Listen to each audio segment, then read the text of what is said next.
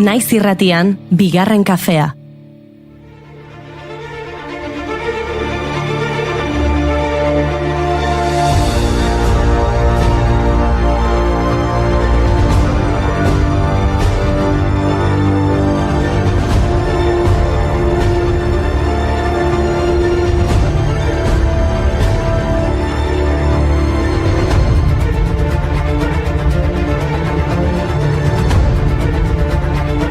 Egun honeta ongi etorri, bigarren kafera, gaur San Juan eguna goiz esnatu altzarete. Badakizue, ohiturak dio ekainaren 24an goiz jaikitzen denak ez zuela logurarik izango urte osoan. Ara, sinisten alduzu horrelagotan. Ni esnatu garez esnatu naiz, baina ikusiko dugu urtean zehar egi haute den mito dioena. Zu fida zaitez, gau magikoa izaten data, 23tik 24 doana, ezin hobea, inspiritu txarrak eta xarrak usatzeko, sorginak eta lapurrak erre.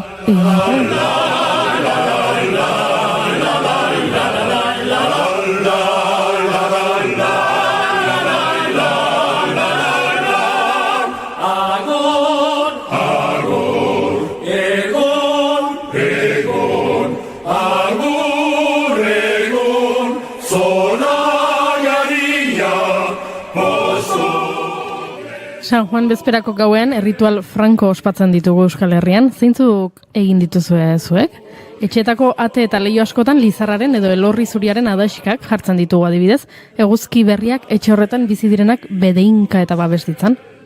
Herrietako plaza nagusitan lizar edo aritz handi bat jartzen da eta herriko dantzariek dantzak egiten dituzte zuhaitzaren inguruan. Askotan lizar horietatik zintzilik San Juan gereziak ipintzen dituzte. Baina agian elementu garrantzitsuena sua izango da. Herri, auzo eta baserrietan sua pizten dute. Suak gizakion bekatuak garbitzen ditu. No. Leku batzuetan, leku batzuetan oroitzapen txarrak ekartzen dituzten, arropak edota objektuak sutara botatzen dituzte, eguzki berriak zorte hobea karriko dielakoan. Eta asko urte guztiko etxeko lan eta azterketak erretzen dituzte. Dena dela, suaren inguruan gertatzen da magia. Kainako 24 gabon, berrian zer berri, nure amakoz guzti. Ta zeuena egin, idatzi soilez ez dut minau, inolan patzerik, horrelan taraman bezala, ezeak naraman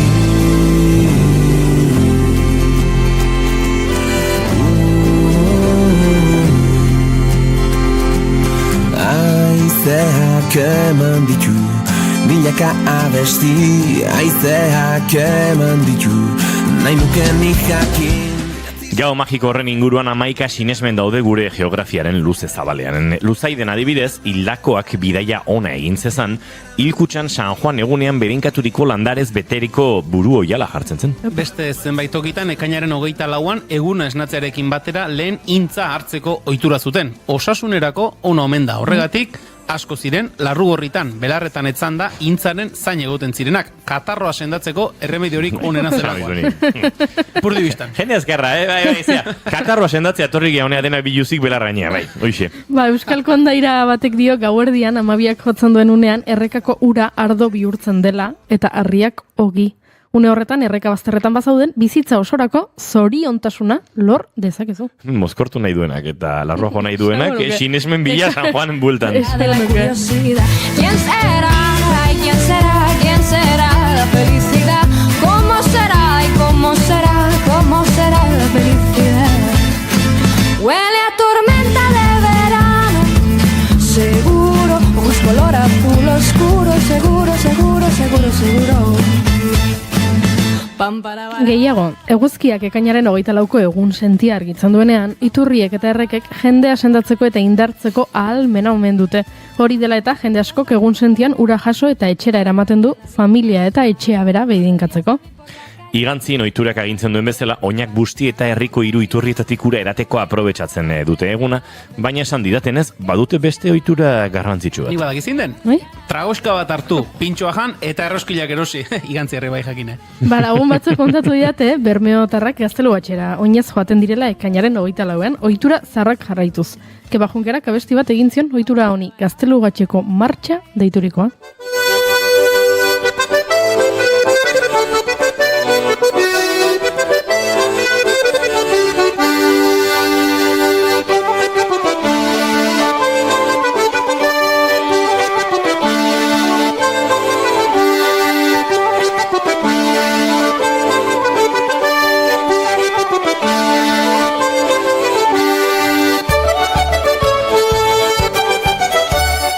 Eta beste kondaira batek dio ekainaren 24an pikondo baten azpian musika tresna batekin jartzen denak berehala ikasiko duela tresna hori jotzen. Goiuri, hartu trikitisa eta segi pikondo baten bila. Aizuta ahotsa, badago San Juan eguneko magiarik abeslaria ahotsa emango didana, nik hori nahi dut, ahotsa hola potente. Goiri zu efemeridea begiratzen aritu zara eta orain inbide duzu, hori izango da, ezta? Bai. Gaurko egunez jaio zen Arantza Ezenarro, Gipuzkoar opera abeslaria. Jaioterriko musikabin hasi ondoren Madrilen, Salzburgon eta Munichen ikasi zuen.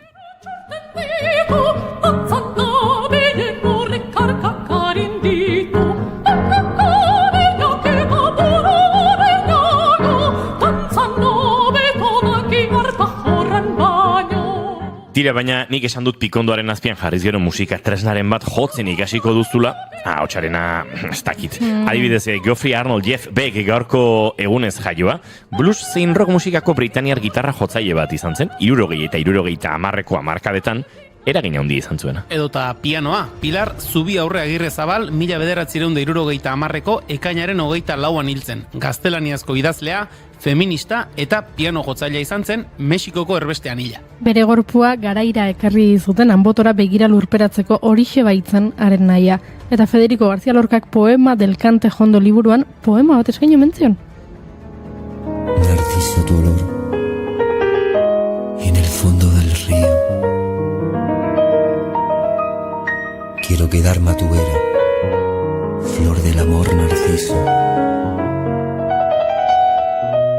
Por tu blanco ojo cruzan onda y peces dormido, pájaro y mariposa japonizan en los míos.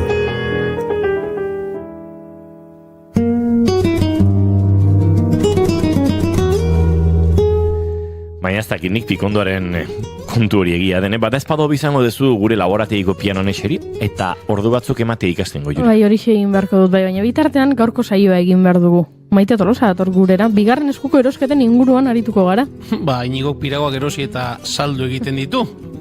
Gelditu gabe, beraz, Inigo, zuretzat interesgarria kaso gaur Maite kontatuko ditu. Mojo, cuidado. Bai, eta Jon Martin Etxebestek Lourdes Iriondoren figuruaren inguruan idatzi duen liburua aurkezteko digu. Asko daukagu Iriondoren inguruan ikasteko oraindik. Maite dutak ere, baditugu zuentzat. Eta puri-purian tarte ere, egin behar dugu telesail eta pelikulak gomendatuko dizkizuela.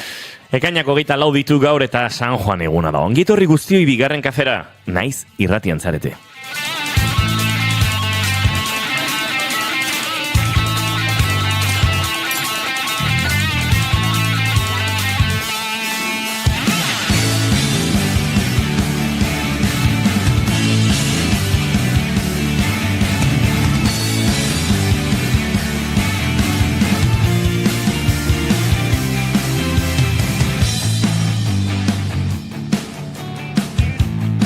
Zuekin jaun Andreok, Julen Goikoetxea Orbe gozo egunon, Julen. Baita zuei ere.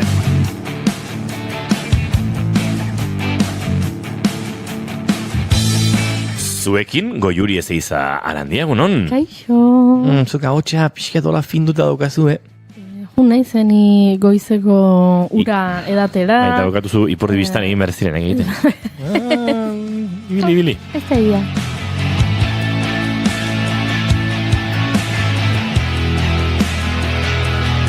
Eta zuekin entzuleok dagoeneko prest dugun gaur gure lehen kolaboratzaile, Maite Tolosa Aizpuru, egunon. Egunon. Izketan ari zeizuen hau, Inigo Asensio Elurbide, gaur bigarren kafeak 1007 du, ekainako 24, goizak dagoeneko atzean utzi ditu 10 eta 4 eta gu hementxe gara zuekin urrengo bi orduak barkatu, bizitzeko asmotan, ongitorri guztioi, naiz irratian zarete, bigarren kafean.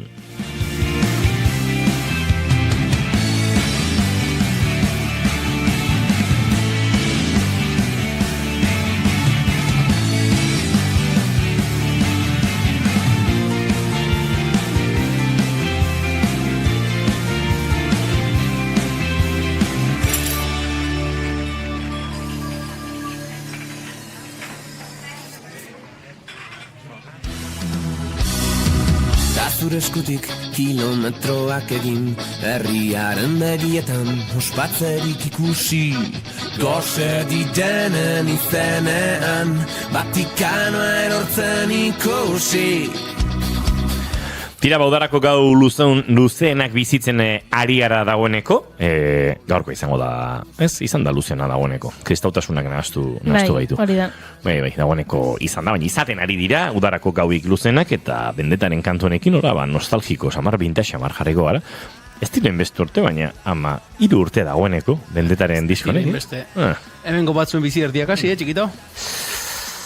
Eta batzu horren artean, ez gaude, ez du eta ez ni. Gure erena hortxe buelta horretan, baina beste batzuna erdia. Nahi bai erena balitz. Bueno, baina 3 urte erena, bai.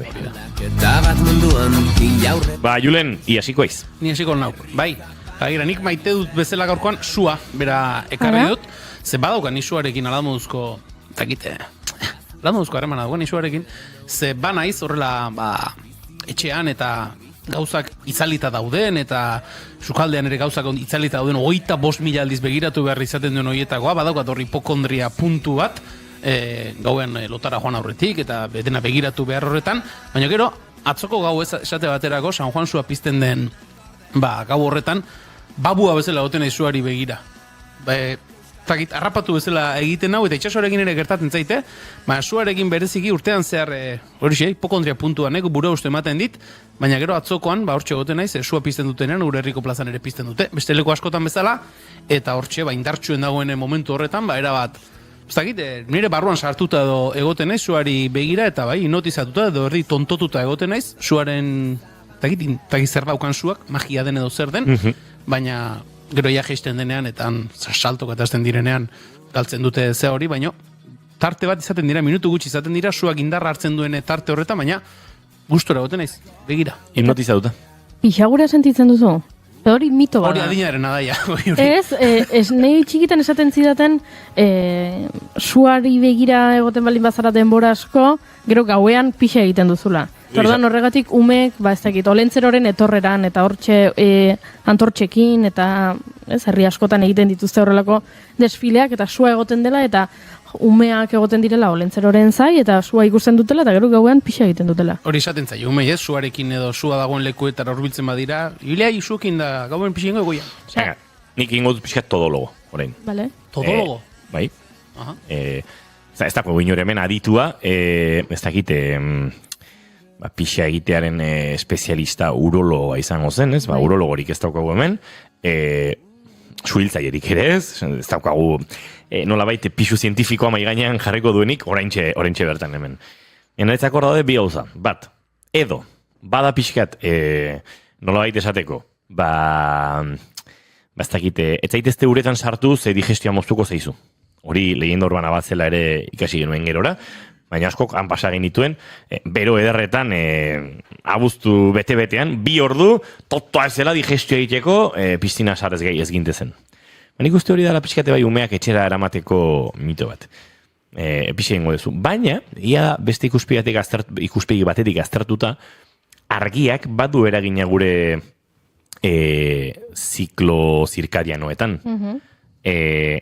Gu oitzen gara, egun sentiaren eta iluntzeari, eta horren arabera gure gorputzak hartzen ditu patroi batzuk edo, eta horregatik jetlagara izaten dugu, mugitzen garenean beste esposizio solar batzuetara, eta hortik umeek olako argitasunaren esposizioan eraginik sentitzen ote duten euren, nolabait oreka zirkadian horretan, eta horrek eragiten duen beste pixa egiteko gogo hori, edo joera hori, edo gaua ez denaren sentsazioa, bakaso izan liteke, baina esan da bezala, irukoa jaurti dut. Entzuleo gorein zuek erabaki, hola besoak uztaiaren posizioan jarri, eta tuk bularrean baloia jota, barrura, irukoa, txof. Hori txof ez da, hori da kontxof. Hori da, kontxof. Uztaia gotzen du, eta gero, txof da garbi sartzen dena. Kontxof, asko da kikik, Asko. Kontxof. Ai, ere, baitia. Demoraldi amaiera, entzuleo, demoraldi amaiera. Demoraldi amaiera, atzo ere ibilita hemen denok, San Juan bezperaren magia horretan, ze magikoa, atzoko gaua magikoa izan zen, eta... Egia da. Magiko.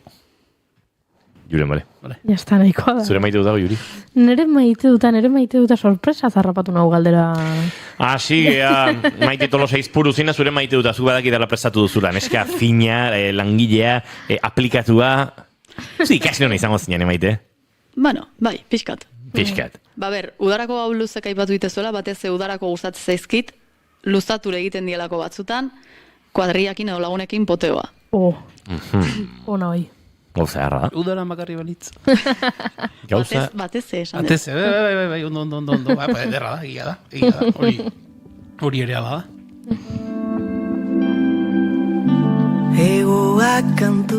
Nik Julenek aipatu duen San Juan suaren buelta horretan, baina maite dut zehazten joan gonez pixkanak. Maite dut Tolosan San Juan bezperan Santa Maria Elizaren atariko horretan, Santa Maria plazan, egiten den kontzertua San Juan Zortzikoa jotzen hasten da udal musika banda basua pizten denean, horren atzetik udaberriko hainbat emakume kantuan jartzen dira korroan, gerora abes batzak abesten du, odei ertzek, eta gauza txistulariak eta gertatzen dira, eta oso kontzertu berezia egiten zaite, sua piztu eta itzaltzen den horretan musikak eta horrelako doinu ederrek eta benetan zirrara sortzen didate, eta urtero saiatzen naiz egun horretan hemen egoten, naiz eta lanerako izaten den, soinu teknikari lanetan izaten naiz emanaldi horretan. Baina bereziki zehaztasunetara joan da maite dut, lortu nuela, joan den urtean, eta ezin izan nuen gozatu nintzen hemen, urtetan emakien borroka bat irabaztea. Eta zan, eskatzea, Tolosako udalari, instalazio elektriko bat egotea bertan. Ze beti, egiten genuen lan generadore handi horietako batekin. Eta zuek batakizue generadore horrek egiten duela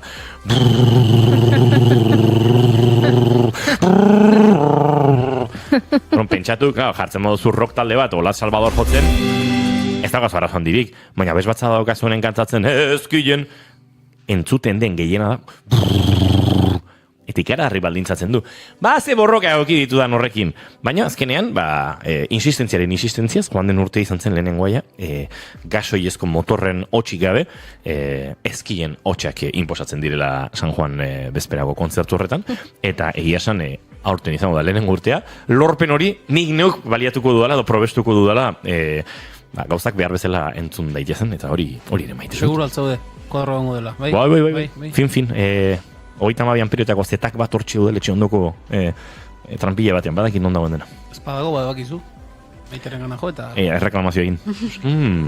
Baina handi gertu dago emabokatuak, beraz, kulpe batean, igual hoenik harrapatuko didez, ez dut uste harrapatuko nituenik.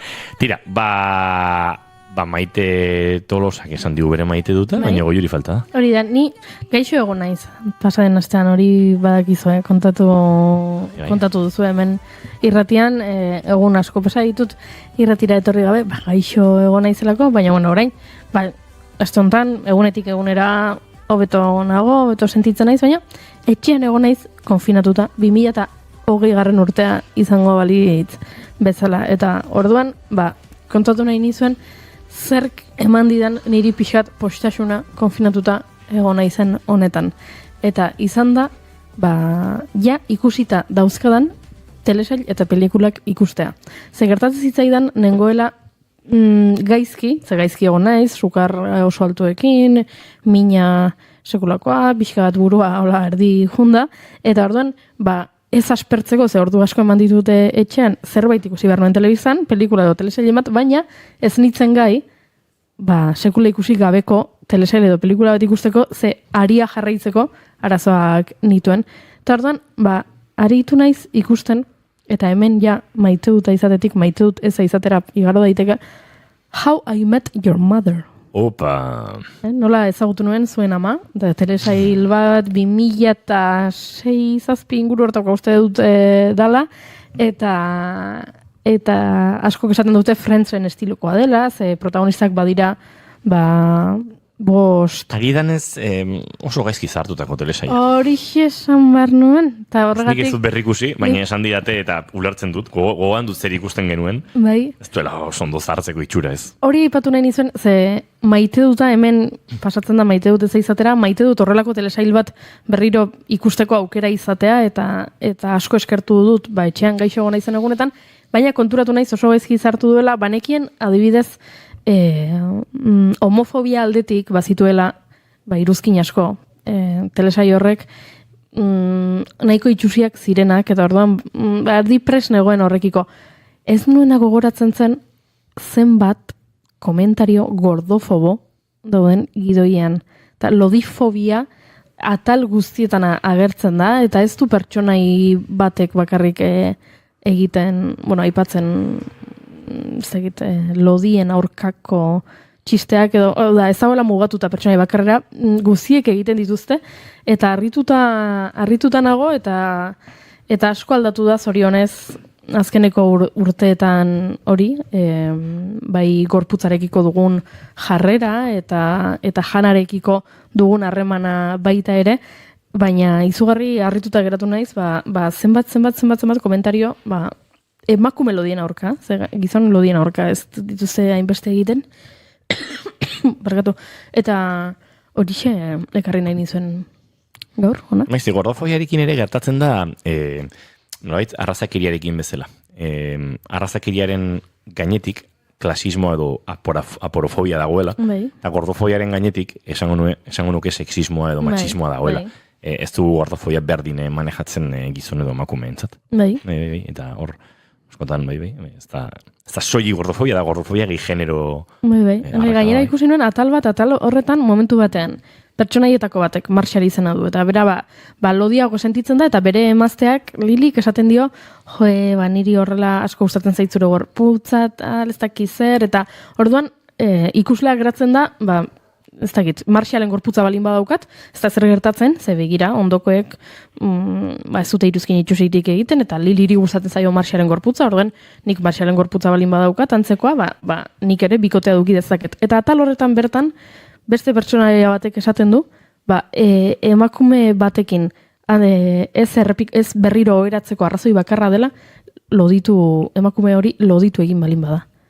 Eta, geratu nintzen, pentsatuz, atal honetan egonda momentu polik bat, pertsonaia gizonezko bat loditu egin delako eta ez dela ezer pasatzen eta horrek ez duela bere harremana aldatzen eta horrelako egonda momentu eder bat, baina gero handik 5 minutura ari dira hizketan denen artean, ez dakit bere ex bat loditu egin balin bada, ezin duela exarekin bueltatu. Horixe, kontatu nahi nizuena. Entzuleok, kontu hauek eta gehiago baditugu, baina aurrera egin behar dugu, eta oraintxe Maite Tolosarekin murgilduko gara. Niri asko kezkatzen didan zerbaitetan, Julin.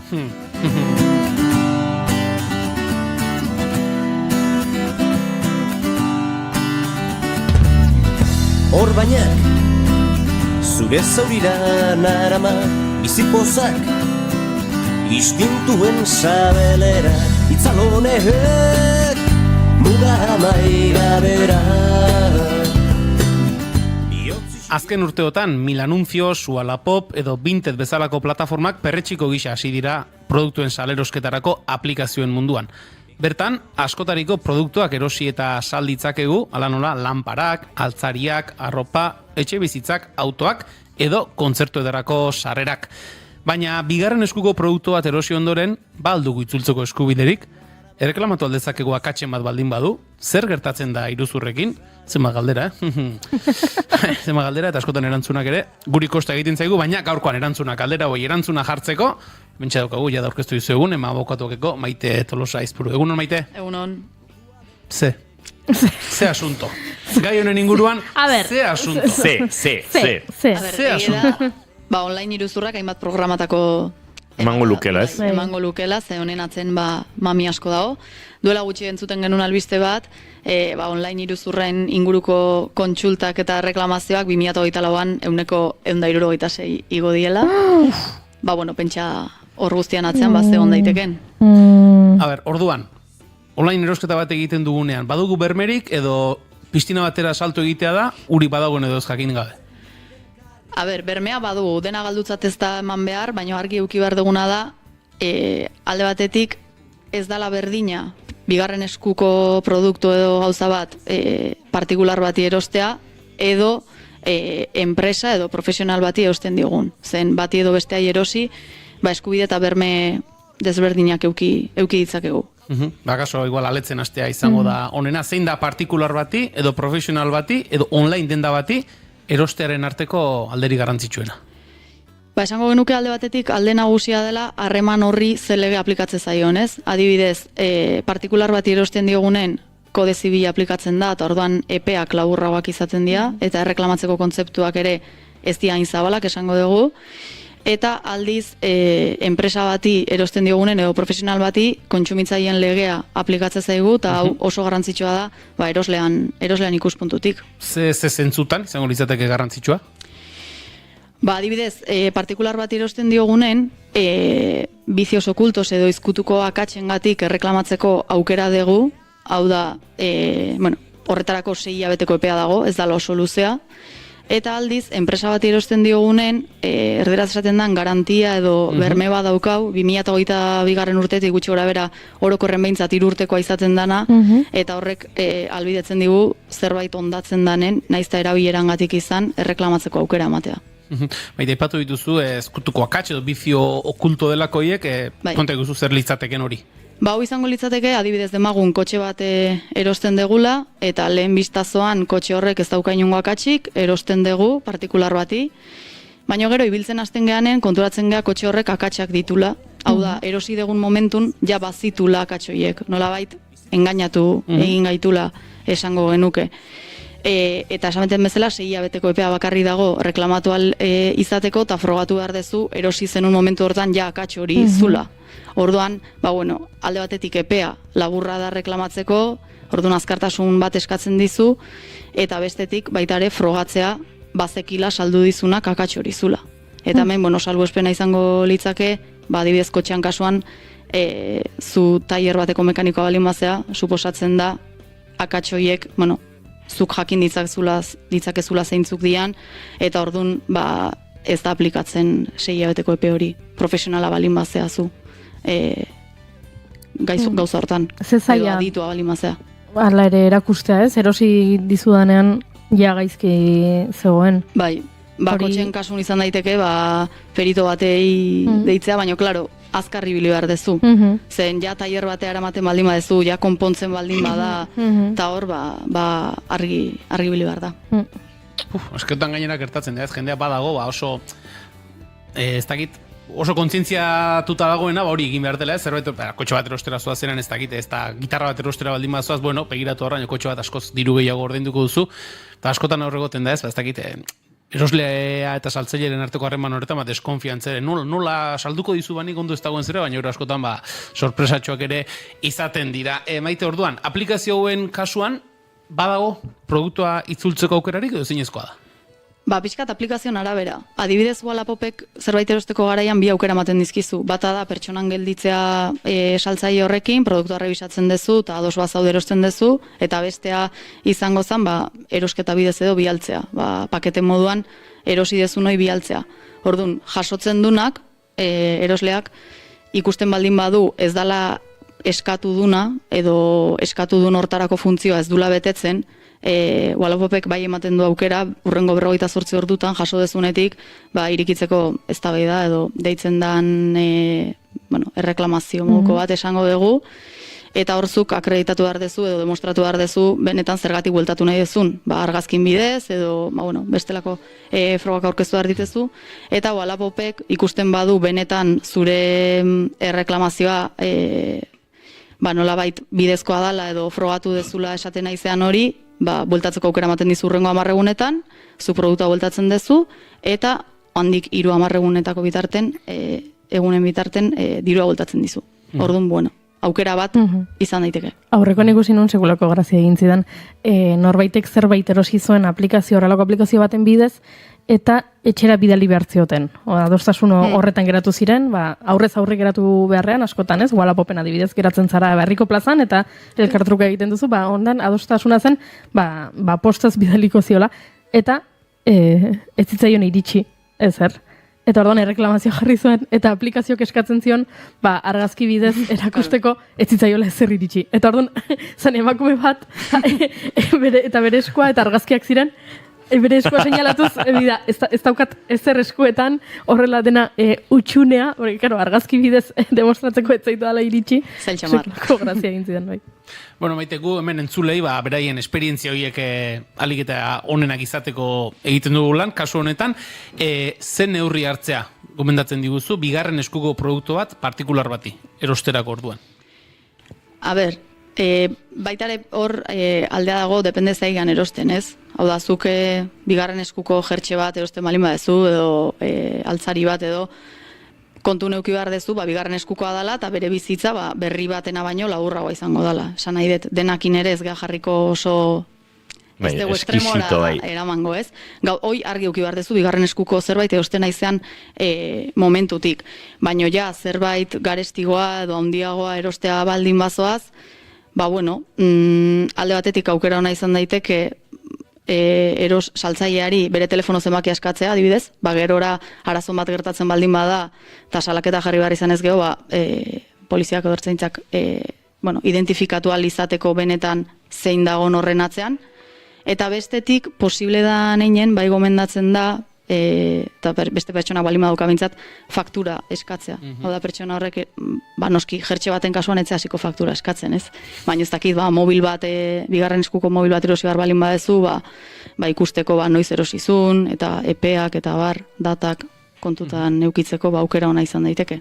Lehenguan ezagun batek esan zidan, erosi zuela, ez dakit zer, nolako gauza nahiko merkea zen, eta erosi zuena ez dakit, zitzaion ondo geratzen, edo etzen berak eskatutako kolorea dena delako zer, eta itzultzeko eskaera edo tramitazio hori hasi zuenean, aplikaziotik esan ziotela, diru voltatuko ziotela, baina produktua bidaltzen eta ez hasteko, beraiei garestiago ateratzen zitzaiela bidalketa hori kudeatzea, eta produktuarekin geratu bera geratu da, eta diru itzuli diote. Eta diru itzuli diotela, bai estatu zidan, beraz.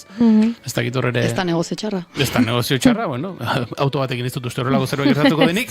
Auto aipatuta maite, aplikazio hauetako baten bidez auto bat erosiko banu, ze aholku emango zenizkiak erosketa hori egiterakoan?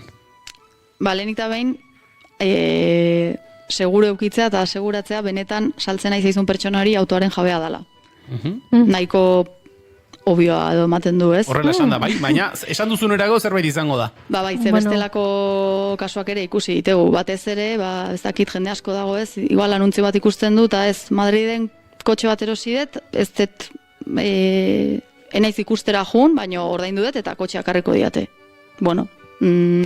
Aurretik gomendatzen dana da, eta hortarako dago, DGT-an informe bat eska dezakezu ikusteko benetan kotxe horren jabea zein dan, ikusteko kotxe horrek enbargorik badaukan, ea finantzatu dun, ordainduta dagon, orduan gomendatzen dau kotxe bat espezifikoki erosi aurretik, hau eskatzea, datu hori guztik izateko. Ze askotan baita ere sortzen dana da, ja hasieratik deskonfiantza bat balima daukazu, jendeak esaten du galdetzen hasiko naiz gauza hobedenak bere zala izan behar luketenak, ez? Ta ja erakusten duena pixkaten naizela zutaz fiatzen. Alternatiba bat izan daiteke, zuk zure kabuz eskatzea informe hori. Eta txosten hori edo informe hori DGT-en eskatuta ematen dizute edo erakutsi behar duzu, ez dakit alabuduzko zerre baduzula kotxe hori erosteko interesen meto baduzula edo ordainduzkero ematen dizute? Bai, ordainduzkero ematen dizute, gaina ez uste oso garizteanik €9 edo kostatzen da, orduan, gero ora sortu daitezken arazoak egiteko nik uste merezi dula. Entzun gabe neukan? Ja. Entzun gabe neukan, nik duela gutxi erosi behar izan dute kotxea, eta ez nuen horrelako ez erregin egia esan. Inigo zu, lehen piragua eta eritu gara, salerosketan aritzen zarela. Lapurtutako piraguak erosten. Hori ez dugu esan, Ez. Zer moduzko esperientziak izan dituzu, edo izan duzu esperientzia traketxen bat, edo konta duzu pixka bat?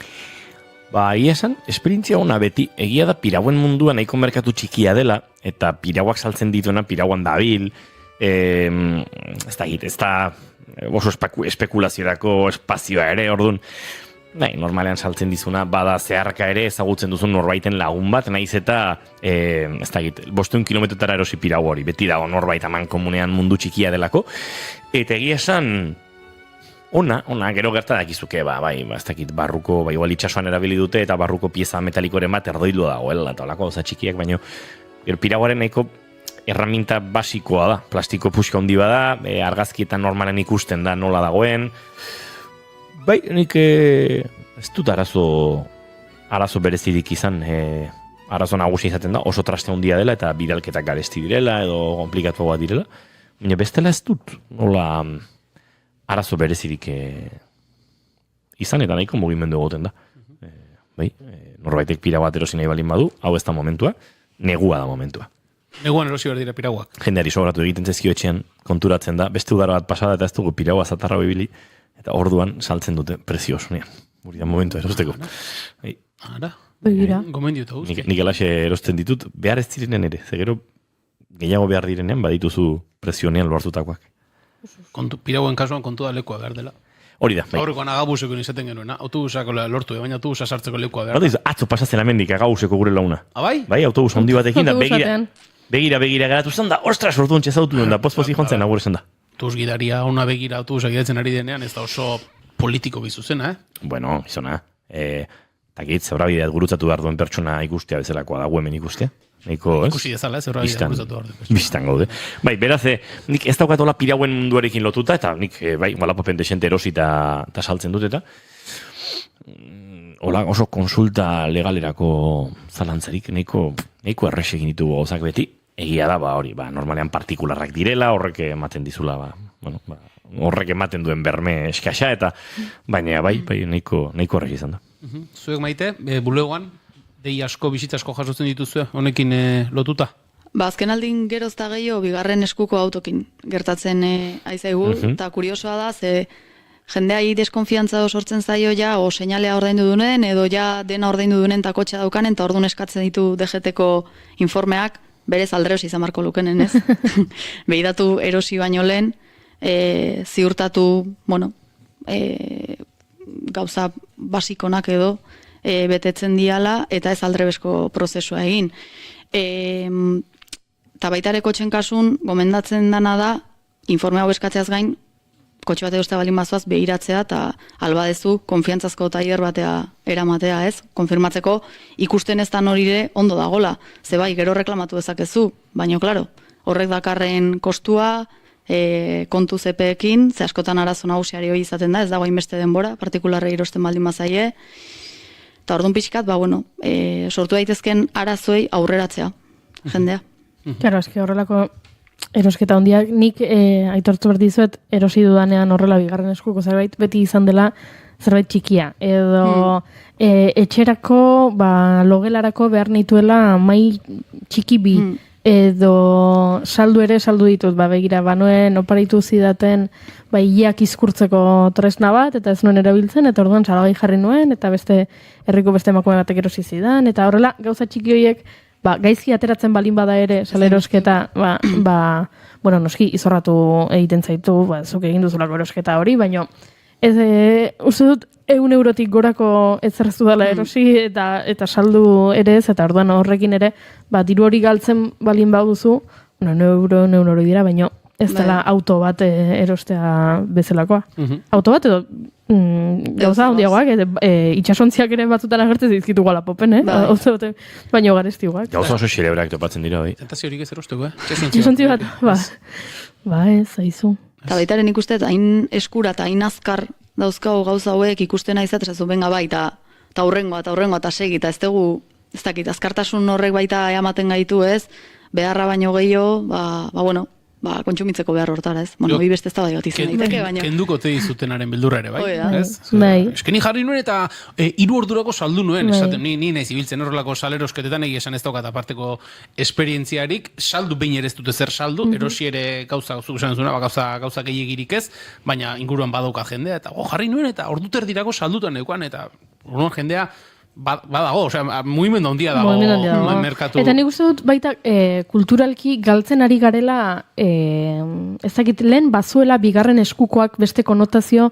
bagian bigarren eskuko erosten zenuela, etzen aukelako dirurik estreinatzeko zerbait edo bigarren eskukoa dela zerbait zikina zeia beste norbaitek erabili du, ez ezagun batek erabili du, eta hori ari garela aldatzen, ez? Lehen bigarren eskukoa soilik ondo ikusita zegoen, balin bazen, ez tegit, 2000 eurotik gorako artelan zahar bat, edo antikuarioetan saltzen ziren gauzak, baina bestela, arropa eta horrelakoak pixkat bazen, ez?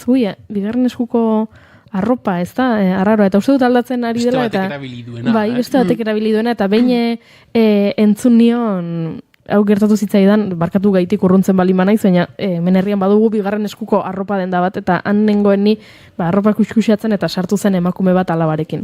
Eta alabak erakutsi nahi zion, amari denda hori, saretan ikusi zuelako, eta ez begira denda hori ikusiko dugu, eta begira gauza asko egiten dituzte, gauza politiak dauzkate, eta sartu ziren eta ama konturatu zen bigarren eskuko denda zela. Eta orduan esan zuen emakumeak. Baina, arropa? Bigarren eskukoa? Baina, zen azka? Eta, entzun genuen iruzkin hori, han geunden beste erosleek, eta baita dendaren jabeak ere. Eta neskato gazteak, zeizu ez elotxo horpeia jarri zuen, amak esan zuenean, zen azka. Eta asko gustatu zitzaidan, une horretan, dendariak erabilizuelako tarte hori, emakume horri azaltzeko, asarretu beharrean berarekin, ez? Edo, esan beharrean aizu ez egin horrelako iruzkinek, esan zion, azaldu zion, aizuz, baina zerk ematen dizu nazka? Arropa hau garbituta dago, arropa hau ekarri didate, beste norbaitek erabilitakoa da, baina prozesu bat pasatzen da, hemen jartzen duen arte, eta gainera, ez dakit, ondo zaindutako arropa da, eta hitz egin zuten, hori bigarren eskoa zertan, eta nik uste dut emakume hori joan zela etxera egun horretan, beste pentsakera batekin, eta bintzat bali izan zuen, baina egia da, egongo dela jende asko, emakume horrek bezala pentsatzen duena, zen azka, bigarren eskukoa beste norbaitek erabilitakoa, baina uste dut hori aldatzen ari dela, eta orduan Wallapop eta horrelako aplikazioak ere, geroz eta gehiago erabiltzen ditugula, eta jendeak asko saltzen dituela, estigma hori galdu duelako. Bai, ziurrenik gala izango da, mugimendu horren ondorio ere izango da.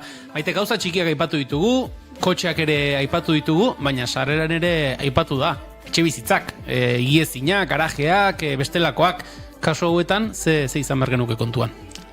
Bueno, hemen lasaitasuna edo eman behar digu, azkenen etxe bat, garaje bat, notarion aurren firmatzen diela, eta notariok, legea betetzeko beharra dauka, eta orduan, alde hortatik gauzak ondo ingo dian seguridadea badaukau, baina batez hemen aurreko pauson jarri behar dugu arreta, reserva kontratua edo kontrato de arra, erderaz esaten dana, zuk etxe hoi, kompromiso hartzea nola bait, igezino erosiko ezula, momentu hortan, adi biltzea, ze diru kantitate nahiko handik aurreratzen dia, eta batez ere kontu zibiltzea interneteko kontratu modelokin. Zen egia da, batzuk oso ondo daudela, erabilgarriak diela, baino askotan oso generikoak izaten dira, eta honek ekar dezake geroz arazo bat sortzen baldin bada, kontratu hortan igual, zuk nahi dezun hori ez dala jasotzen. Orduan oso importantea da, kontratu bat, bai eroslea eta bai saltzailea nolabait babestuko ditun kontratu bat egitea, eta askotan kontratuak bidatzen ditugu, interneten modelo bat aurkitzen dugu, hau ondo dago. Eta normalen, askotan ez da arazoik egoten, baina arazon bat sortzen baldin bada, kontratu generiko hiek zure kontran bihurtu daitezke, orduan, ondo irakurtzea. Komeni. Komeni. Bazpare, komeni. Ondo irakurtzea. Tira Maite, demagun, erosi dugu produktu bat, aipatzen ari gaden bide hauetatik, baina topatu diogu zerbait, ikusi diogu edo somatu diogu zerbait, eta reklamatu egin nahi dugu.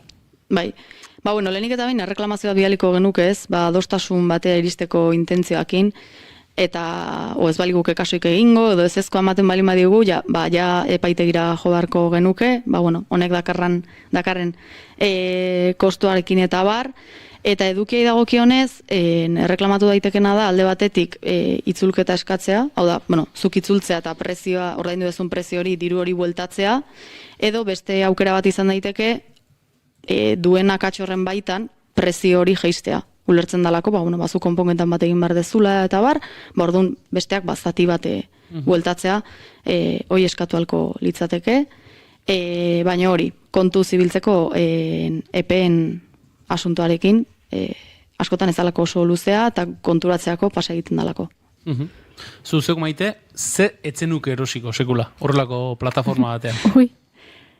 Kontzertutarako sarrerak. Epa! Ez badare, hobe erosi behar baldin bada web orri ofizialetan, zen kontsultak ere etorri zaizkigu, sarreretako bizuma edo egin, eta bueltan sarreraik ez jasotzea. Eta, klaro, hor gero sortzen dira arazoak, eta, klaro, normalean, ez dauka zertan, baina, kontzertuan EPEA gertu baldin badago, tramita hauek guztiak egiteko denboraik ez dago, eta, gertatu izan zaigu jendeak kontzertutarako diru kantitate handiak rebentan edo esaten dana ordaintzea eta gero zer gabe gelditzea. Orduan, kontzertutako sarrerak behintzat ez bada pertsonan ez nituzke erosiko. Egia da. Hainbat kontzerturen prezioak, sarreren prezioak dauden prezioetan ikusita, ez dakit gaur bertan Bruce Springsteenek emango dut Donostian kontzertu, eta uste dut Bruce Springsteen kontzerturako sarrera pare batek, nire kotxearen bi gurpil eta bi retrovisore balio dutena behintzak gutxienez balio dutela, beraz, hori ere, eskoten erreskeria, ez, kontzertu sarrera batzuk ze arazo dago, ez, baina... Aber, eta askotan ondo aterako dala, igual. Baina esan duzunerako, bueno, ikusi nuen aurrekoan, Juan Davila izeneko bakarrizketalari bat badago, sareen Instagrametan famatu egin dena, igotzen dituelako bere bakarrizketaren korte batzuk, eta agortuta dauzka sarrera guztiak 2026 arte. Eta uste dut pasaren urtetik Espainiatik bira egiten du, eta joaten den lekura joaten dela, agortu egiten dira sarrerak segituan. Orduan, rebentan asko daude, eta jendeak idazten dio, esanez, aizu Juan, begira zer gertatu zaidan, 600 euro ordaindu ditut zure sarreraren gatik, eta sarrera faltsua zen. Perdón, batzuetan beak gonbidapenen bat balin badauka, horrelako jendea gonbidatzen du, eta eszenatokira holtzara igotzen du, azaltzeko jendeari, ez egin hau, pertsona honek galdu ditu, 30 euroko sarrera da berez, antzoki ontara nire bakarrizketa ikusteko ordaindu behar duzuena, eta pertsona honek 600 euro ordaindu ditu. Hor ere, bakoitzak jarri ezala bere muga, nik ez nituzke, 600 euro ordainduko, salerosketa, rebentako zea batean, berez 30 euro balio duen sarrera bategatik. Orduan, agian batzutan galdu badute diru hori, agian berezita izan daiteke, baina, bai. Eta gertatzen da, eta asko. Etorri zaizkigu bulegora baita etzian 600, baina kasi. Orduan, mesedez kontuz. Orain, diru kontutaz ari garela, eta uste dut hau beste baterako gaia izango dela, ze igual luzerako emango du Maite, baina online erosketen kontu horretan, eta batez ere salmenten kontu horretan, badago beste espazio bat, da fiskalidadearena. Saldu saltzen dugu, baina diru horrek berez gero, ardura fiskal batzuk ditu, eta normalean plataformatik ez dugu gero deklaratzen ezer, eta horrer badago kontu eki beharrekoa kopuruaren arabera eta barrez. Bai, eta berez, aterazan duela denbora bat, notizi bat esaten zuna, naizta erosketa txikia izan, ogasunan aurrean dena deklaratu beharko zela, ez dakit ontxe bertan zertan egongo dan gaia, baino, azkenen nola denan berri man bartzaion ogasuna, ez dakigu etorkizun baten txiringitonekin zegertatuko da, nola bait.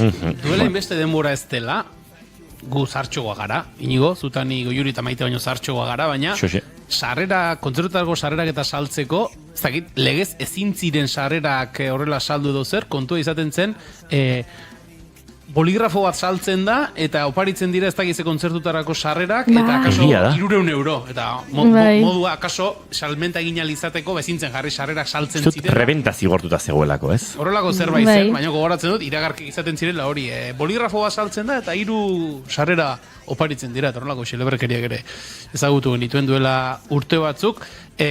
Maite, bukatu aurretik, zerbait gehiago erantxinaiko zenuke, epatu diguzun honen inguruan? Pixka betikoa ez, jendea informatzea, gauzak egin aurretik 2 aldiz pentsatzea, azkartasun hortan pausa bat hartzea eta esatea, zein naiz egiten, eta gaur egun, tamalez, kontu handia eukitzea, eta batez ere, dependeze kantidad eta zaigan hitz egiten, ez hain ala ligera esaten dana gauzak egitea, ondo pentsatzea. Klik azkar batek ero buru hauste ekarri ditzake, ezta? Bai, ekarritzake. Orduan, entzun ondoe, kontu zibili, ondo irakurri, epeak errespetatuz, epeena ere esan duzu, ez? Askotan, lasai, baina gero epea gainera etortzen dira, eta alden neurrian ondorongo burua usteak egiteko aurretik egin lanak, ezta? Hoi da, bai. Baina badakizu, horrengo piragoak erosi barra dituzu, ez zuk horrein ingoz esperientzia honak izan dituzu, baina... Gauzak ondo egin behar dira. Bestela Maiterena, Juan. Hori da, badakit bidea. Maite Tolosa, eskerrik asko. Eskerrik asko, ondo pasa San Juan eguno. Berdin.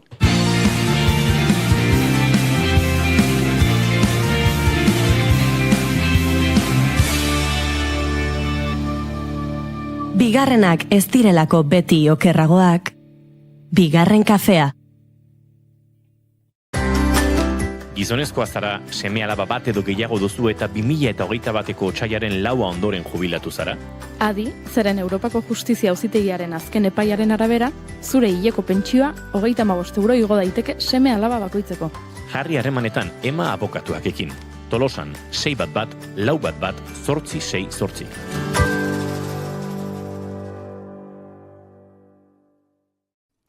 Naiz irratia entzuten ari zara.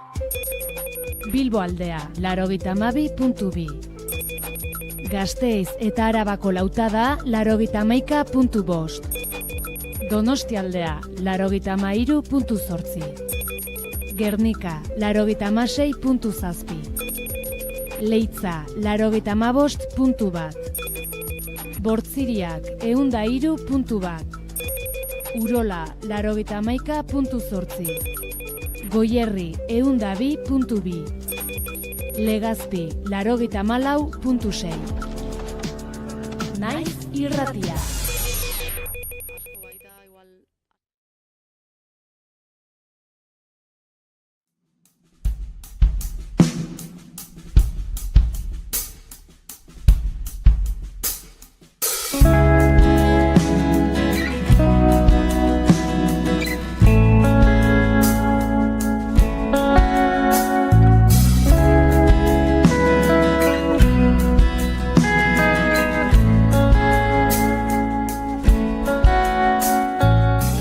Entzuleok bagoaz goizeko 11:00 bidean, ez ikusiak kantonekin esan ezinen erretratu bat diskotik, urrengo minutuak egiteko, eta segituan hemen izango garazuekin informazioaren ostean. Jon Martinekin, hain zuzen ere, Lourdes Iriondoren figuran murgiltzeko, ondoren enbat proposamen ere baditugu, ikusentzunezkoi dagokienean ere telesail eta pelikulak gomendatzea, aspaldi egin ez dugun zerbait da, azken ustetan kale egin diogu entzule honekin, eta gaur sin falta egingo dizkizuegu entzuleok.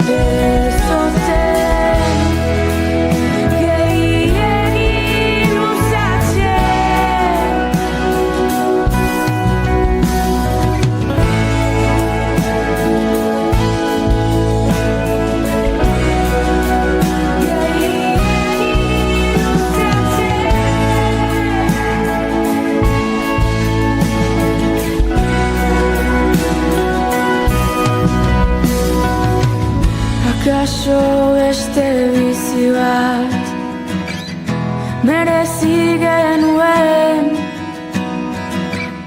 akaso hau ere gure esku genuen, akaso dena galdu genuen, baina oraindik hemen gaude.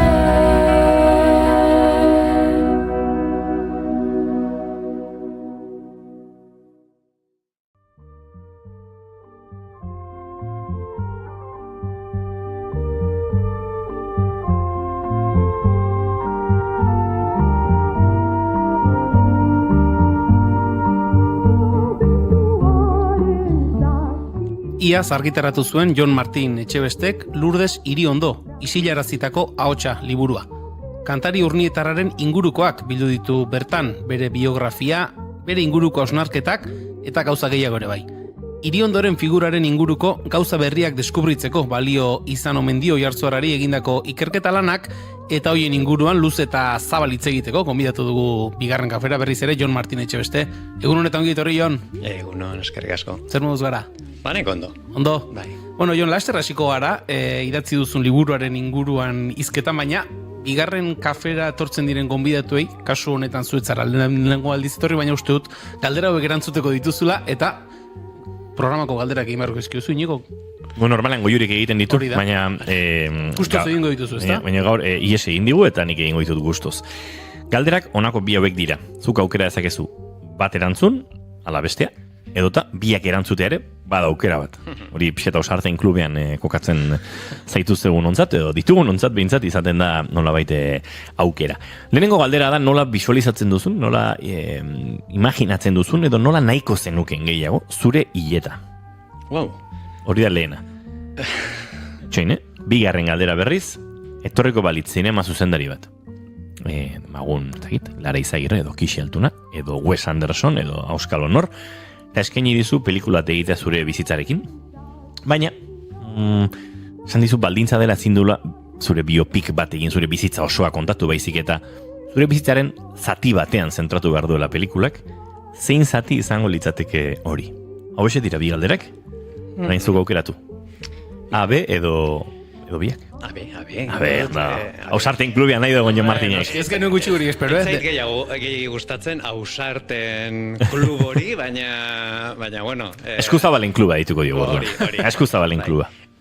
Bueno, biak nolabait lotzeko, nik uste nire bizitza orokorrean ez dela zinera eramateko modukua, baina akaso zatirik zinematografikoena 2008ko bidaia izan zen, niretzat akaso bidaia iniziatikoa edo ez, zinematografian hola konsideratu daitekela izan zen. Indian 2007an urtebete pasata gero, zertze ondo jakinda, Ganges ibaiaren bidaia hori atzeko zaurrera egin nuen. Alegia itxasoratzen zen lekuan, bengalako tigerreak ikusteko saiakera bat egitetik hasi, eta Gangesa goraka, Varanasi, Haridwar, Rishikesh, hiri santu guztietatik pasatuz, Ganges jaiotzen den Gomuk mendira, Himalaya metro nik uste bizitzan igo eta igoko dudan mendirik garaiena igota. Eta, karo, bilabete izan zean errekan gora, bakarrik, eta bueno, niretzat bidaia amaitu nunean, izate, sukar egun batzuk ere pasan itun, eta nik uste bazela alako digestio edo energia arraroen pilaketa. Bizkati Into the Wild, ez? Bai. Baina Eddie Vedderren musikarekin beharren Lourdes Iriondoren arekin. Garai hartako, nik uste Bollywoodeko musikakin egingo nuke. Hori beste zintziliakagun beste gauza bat Euskal Herrian Bollywoodeko musikarekin zerbait txukun egitea. Xabanikin edo egunen batean. Epa. Engainatzen dudan olako... Xabani Arantzaberi ez bota erronkak, ze trebea da gero emakumea, Oiek heldu eta batez ere gauzatzen. Bueno, orduan bota baina bai, gero lebiltzen da, erotu beharrean. Bai, eta esaten nun lotuta zegoela lehenengo proposamenakin, ze bai gustatuko litzaidakela hilda gero nere errautzen zati bat. Behintzat, Ganges ibaira bota dezaten Baranasin, heriotzaren hiria daura, eta hinduista asko bere bizitzaren amaieran, baina inoiz ez dakizu zehazki zenbat egun, urte, aste, falta zaizkizun, ara juten dira hiltzera. Uste da, samsara edo bizitzaren zikloa amaitutzat eman dezakezula bertan hiltzen bazara, eta bertan erraustu eta errekara botatzen bazaituzte. Beraz, oso interesantea da ikustea nola dauden agureak heriotzaren zai, egunero, errekai begira, eta, karo, asko luzatzen baldin bazaie egonaldia, batetik egotearen alokairua, eta bestetik sandalo egurra erosteko behar duten dirua ere dezente delako, geroz eta hiltzeko presa gehiagorekin ere ikusten dituzu, ze gero eta egur gutxiago erosi dezakete, eta bere gorputza gero eta ez erreago bota beharko dute errekara, eta eriotzarekin beste, erreka iskinean erretzen dituzte gorpuak. Benetan leku ikusgarria da, ez du edozein sabelek lixeritzen, baina gustatuko litzaiake, hemendik ez du izan behar, ez zerbait simbolikoa nahiko nuke, ez nire errauts guztiak lehen ere nahiko kutsatuta dago Ganges, baina, holako eskukada bat, joan dadin hortara. Hor dago, bertsolaria da gero loturak egiten hasita, eta zera, hor dago eskaera, ondo bidean zuhiltzerako gu ere sartu xamareango garaion, beraz, gazteagoren batek hartu beharko du nolabait zure eskaera horren lekukoa, eta bertaratu, ara joan eta jaurti.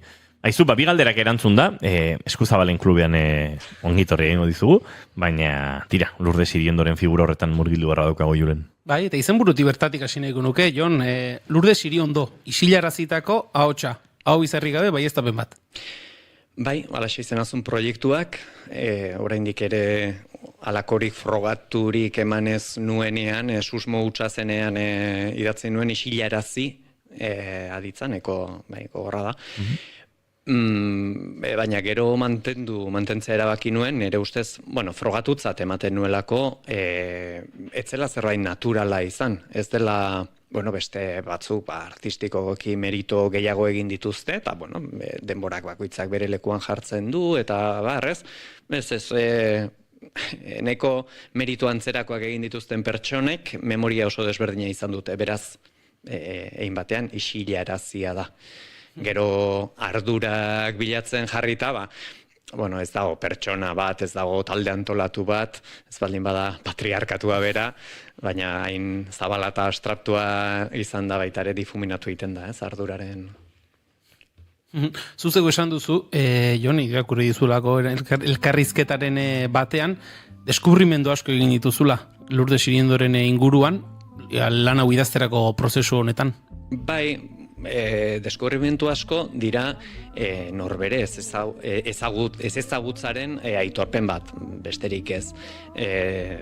Ni musikazalea naiz, eta ezagutzen ditut, nagusiki kantautoreak gustatu izan zaizkidalako, hainbat, baina guztiz aleatorioa da. Ni, uste Latin Amerikako kantariak gustokoagoak izan ditu dela, seguraski aitaren eraginez edo, gaztelaniaz kantatzen zutenak, eta euskeraz, nire belarritara iristen zienak, eta letra karrapatzen induten kasutan, haiek entzuten ditun, baina Lourdesen abestirik apenas nekien. Eta oraindikan ere iruditzen zait, jende askok ez dakizkiela bere abestiak, ez dela ezagunak, kenduta gazte eta ez gaude konforme, hori bai ikonizatu dugula. Eta, hori ere zergatik den gure buruei galdetzea ondo legoke. Lourdes Iriondoren figuraren inguruan arituko gara. Lourdes Iriondoren biografia apur bat aztertzen hasita, esan genezake nolabait ere alabeharra sartu zela tartean, berak musika eta kanturako joera izateko, hor osasun arazo batzuk aipatzen dira, eta etxean egotera behartua izan zen, osasun arazo hoiengandik. Akaso osasun arazo horien gabe Lourdes Iriondoren figura musikal hau ez genuen izango? Ez dakit.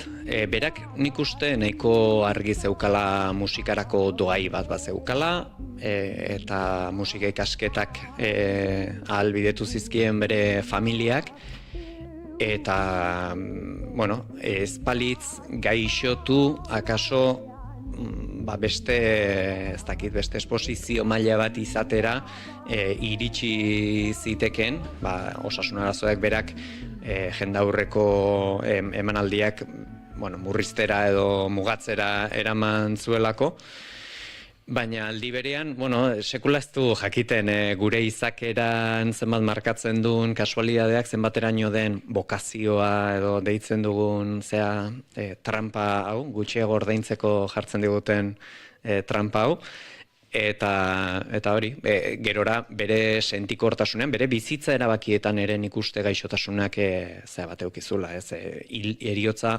gaztarotik gertu duten pertsonek esaten dute, seme-alabarik ekarriko dut, bikotekiderik eduki nahi dut, bakarrik utziko dudala jakinda, ez dakitzen bat urtekin, baina eta, gure bizitza antolatzeko modu guztiak zalantzan jartzen ditu gaixotasunak.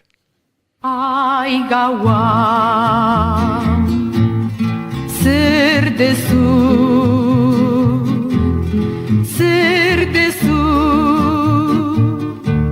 isiltasunean. Marka da, inda, ez dakit isilarazia, ez ezaguna, urruna, Lourdes Iriondoren jarduna doain izan da, egia da nik ere azken urtetan egin dudala arenganako bidai txiki bat eta haren musikarekiko, baina oker ezpanaiz 20.000 especies de abejas pelikularen amaieran edo tartean ez egiten momentutan bukaeran, ez da? Entzuten da Lourdes Iriondo, eta entzuten ari nintzen bezala xe pentsatun, ara? Kantu edarra da oso iniz entzungo nuen, bai? Honek Lourdes Iriondo behar du izan. Behar du izan. Puntu hortara harinoko ez ezagutza izan dugu, edo daukan, nik behintzat, eta uste nahiko orokortu izan dela, Lourdes Iriondorekiko, eta horrelako ekimenek ere, pelikula batek ura nolabait berreskuratu, eta hor kokatzeak, batzu ere, ez dakit nolabait astindu gintuen, eta gogoan dut orduan txasen nintzela bere lanak entzuten, eta bestela, zeharka inoiz entzun dugun artista bat, eta behin entzuten hasita, artista handi bat, oso arkabean igaro zeiguna, ez du oraindik, uste dut ez duzuela oraindik aipatu, entzuten ari eta garaia eta pixkat gizontasuna aipatu, baina gizon festa batean dagoen abeslari izateak ere, uste dut hemen bere eragina bat duela, ez dion. Egia da detzela edozein gizon, mundura irekitako gizon kuadrilla bat zen, eta bai sumatu izan dudala, elkarrezketak egiten dituenen halako beldur bat, ez tokameiruko gizonak juzkatuko tenituen, eta nik behintzat jaso ditudan testigantzaen arabera, Benekain Oiarbidek nagusiki eta Arantxa Lete zendu berri denak, nahiko ondo hitz egiten dute garaiko gizon hoietaz, baina aldi berean oso tradizionala zen Euskal Herri batean kokatu behar dugu. Bai, ardura ez da aninguruan zeudenena, edo behintzat ez soilik, baizik eta gizarte joera oso batena, ez? Guztiz. Kontutan hartu behar dugu, Lourdes Iriondo ez tokamairu elkartu zen momenturako izar bat zela. Eta talde hortako izar bakarra. Ordurako egia da Benito Lertxundik irabazita zeukala edo bigarren edo eginda zeukan kantu txapelketa batian, eta ari zen ja kantuen ibilbide hori abiatzen, eta Mikel Laboa ere ari zen konplize bila eta Kataluniako eredu hori imitatu nahian eta martxan jarri nahian. Baina, Lourdes Iriondo izan zen, guzti hori, bueno, bere fama individuala kolektiboaren mesedetan pixka bat diluitu zuena, eta aldi berean izar nagusia izanik, idazkari bakar edo nagusi izatea ere bere gain erori zen, eta hor dudarik gabe inertzia patriarkalak badaude, esan nahi dut norbaitek egin behartzun telefono sekretaria lanak, alegia telefonista lanak, egunkarietako rekorteak egin behar zituen norbaitek, eta guzti hauek Lourdesek egiten zituen, ez ziren taldean banatu. Eta izatez, ikusi zutenean lan hori pertsona batentzat ainako ardura bazela, beste emakume batek ordezkatu zuen. Nekane Oiarbidek. Orduan ikusten dugu, bueno, bazeudela olako arrastoak ere. Bildur gorroto, gaiztakeri eta injustizi triste asko, bai badirala. Hor, mai gaina jarri daiteken beste gaietakoa izan daiteke hizkuntzarena, ez?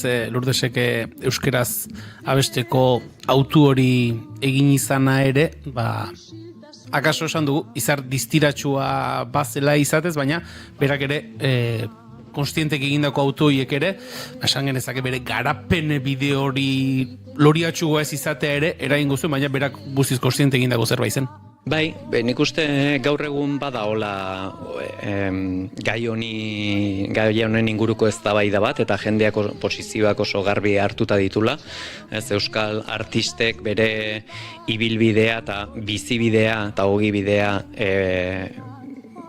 jokoan jartzen dituzte, eta gaztelaniaz kantatzea edo ingelesez kantatzeak zenbait abantaila ematen ditu, eta uko egiteak zenbat desabantaila hartzera daramatzaz.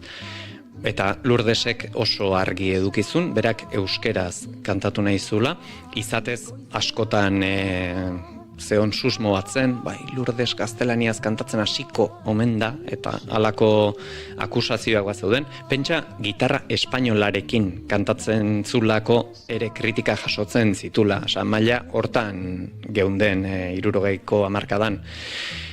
Orduan, berak euskeraz egitera bakizun, eta euskeraz ondo moldatu gabe. Nik gitarra espainolaren gai hau enuen ezagutzen, baina Laboak ere espainolarekin kantatzen zuen, ez? Baina Laboak beranduagokoa da. Eske Beatlesak modernoegiak ziren garaiaz ari gea. Beatle badago argia, zeruko argian egiten zaion elkarrizketa batean, eta kazetariak propio, seguraski bere erantzuna aurre ikusten zuelako, edo ez dakit oso ondo zergatik, baina behintzat, egizuek kazetari batek galdera bat egiten dunean, galdera hortaz aparte gauza asko ere aukeratzen du hori egitea, eta ez beste zerbait, eta galdetzen zion, ea Beatlesak gustoko ote zituen. Eta Lourdesen erantzuna bai, gustoko ditut, baina kanta lasaia gustatzen zaizkit. Ez ye tipokoak. Ye kontzeptu hori, ye neska izatea, ye gustatzea hori, asko aipatzen zen, eta oso gaizki ikusia zen euskaldunen artean. Eta hor bazeon, etengabeko igurtzi bat, euskal sortzaileak modernizatu nahia, eta gero ez otxoteetara itzuli behar dugu, eta euskaldun benetakoa trikitixa eta 8 gizon kantari dira. Hor bazeon, terrenoa irabazi nahi zen, baina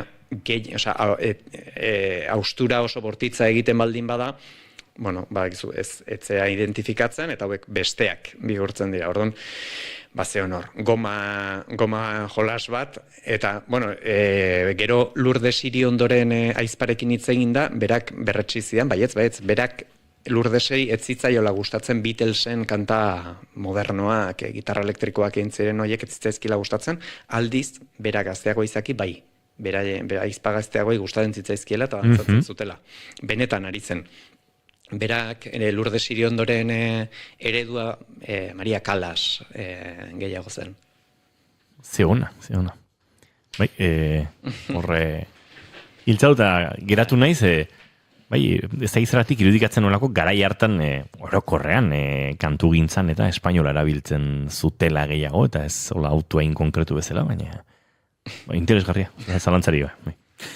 Jon, zuk duela urte batzuk, eta hemen bigarren kafean ere horren inguruan hitz egin genuen, Xabier Leteren inguruko tesia egintzen nuen, ez dakit, Lourdes Iriondoren inguruko lan hau egitearen lehendabiziko txinparta orduan piztu ote zitzaizun, lehenagotik ote zetorren ideia bat ote zen, noizbait biekin batera zerbait egiteko ideia ere izan ote zenuen, konta guzu nondik datorren? Bai, zor bat eraiki nuen Xabier Leteri buruzko tesia egiten ari nintzelaik, orduan konturatu bai nintzen ere ez jakintasun hartaz. Garaiko kronikak irakurtzen hasi, eta ni lete bila, eta aurkitzen nuena Lourdes edo Lourdes zen nagusiki, eta berari buruzko iruzkinak, eta nola izar, eta bapatean konturatu nintzen, hemen lete ez, Iriondo da, garrantzitsua. Eta komentatu nion nire tesi zuzendariari, eta oso irizpide honez, esan zian, bai, bukatu zazu, Xabier Leteren tesia. Eta hasiko zea, ikerketa bidea luzea da, eta konturatzen za ikerketan nola zerbaitetan sakonduala, beste zerbaitetan utsuneak ikusten dituzun, eta hastentzean horri buruzko informazioa bilatzen, eta bai, orduan konturatu nintzen, Lourdes nik enuela zautzen, eta beranduxeago konturatu nintzen, nintzela ni. Orokorrean denak ginela euskal gizartea zela, beharreanako memoria edo ariketa egin ez zuena. Zor hori eraiki zenuela esan duzu, baina uste dut zor hori identifikatu egin zenuela, ez? Zor kolektibo bat identifikatu zenuela, bide batez. Hori da, badao metodologia bat ikerketan santu kulturalak deitzen zaio. Eta santu kulturalena edo santifikazioa edo beatifikazioaren hori oso kristaua da, baina baditu prozesu konkretuak, ez? Pertsona, santu izateko lehenengo baldintza da hiltzea.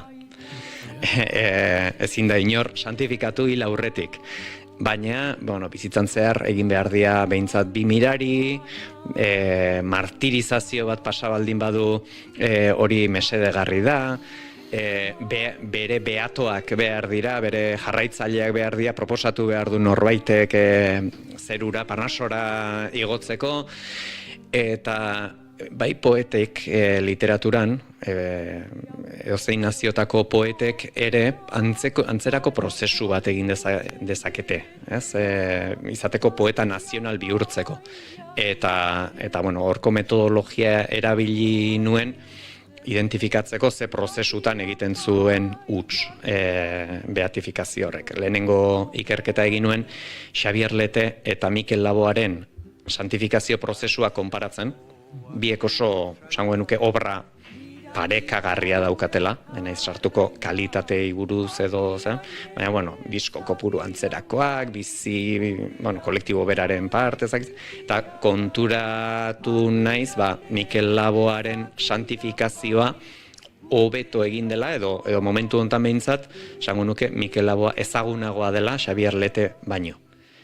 Eta sartzen baldin badugu 3. Pertsona hori, Lourdes Iriondo, injustizia hori edo desoreka hori oraindik ere azentuatuagoa da. Eta garai hartako aipatu dugu lehen patriarkatoa aipatu duzu, hor zure hitzak uste dut direla, patriarkatuaren muga gainditu zituela, baina gizartearenak ez. Bai. A ber, miraria, lehenengo miraria nik uste hori izan zela. Zentsura eta frankismoari aurre eginez kantari ausartzea, emakume izanik.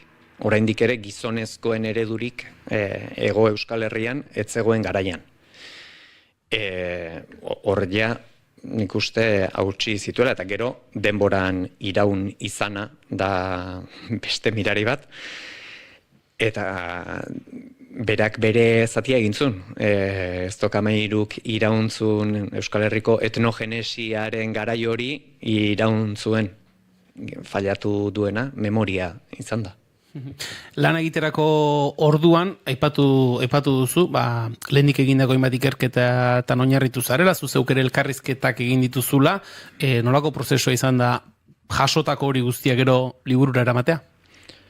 Plazer bada berez, pena da, gabiltzan bezain lanpetuta gabiltzala denak, eta, bueno, patxada edo gehiagoz egin ahal ez izatea, eta gero beste gauza bat askotan gertatzen dena da, liburua idatzi eta gero zabalkundea egiten denean, etortzen zaizkizula lehen aurkitzen etzen dituen testigantzak, pertsonak, eta edo identifikatzen dituzula zenbait akats dagoeneko liburuan badaudenak, eta lastima da, lehenagotik ez iristea, ez? Adibidez, Xabier Leteri buruzko hitzaldi bat ematera joan Bermeora, eta etortzen zaizu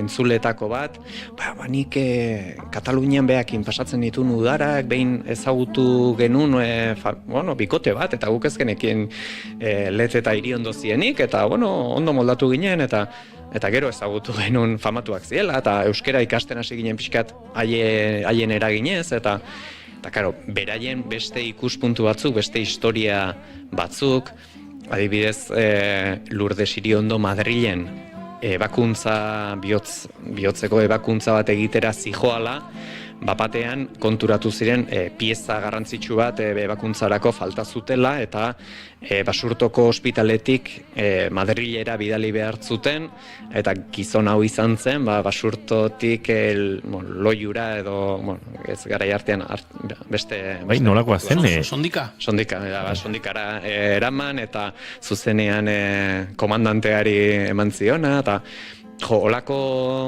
datuak pertsona erakusten digutenak, oberra, esango genuke, hor dagola, eta edo zeinentzat, ez, berandu deskubrituta ere iritsi gaitezke, berreskuratu ezakegu, baina beste arlo personal guzti hau, joaten ari den belaunaldi baten memorian dago, eta hori ez baldin bada jasotzen, behaiekin batera joaten da. Horre, utzitako ondarean ere badago arrakala ipatu duzu Let eta Laboaren obra nolabait, nahiko parekoak direla, ez baina Lourdes Iriondorena. Guke aurten Labankada fikzioan, podcast fikzio hartan sortu genuen trama bat, eta zen Mikel Laboaren disko argitaratu gabe bat agertu zela Zumetaren estudioan, eta hortik aurrerakoak podcastak bera kontatzen ditu, gure entzuletako askok entzun dute, entzungo duzu, nahi baduzu, baina iritsi nahi nuen puntua da, ez dagoela Lourdes Iriondoren lan argitaratu gaberik, ez dagoela hor pentsatzen dut ikerketa honetan ez duzula topatu nolabait itzalean geratu den ezer, edo bada zerbait gure belarrietara iritsi zena.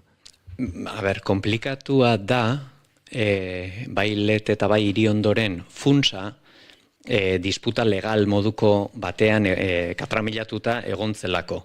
Ez dago argi zer den Lete eta zer den Iriondo. Lete Iriondo funtsa da.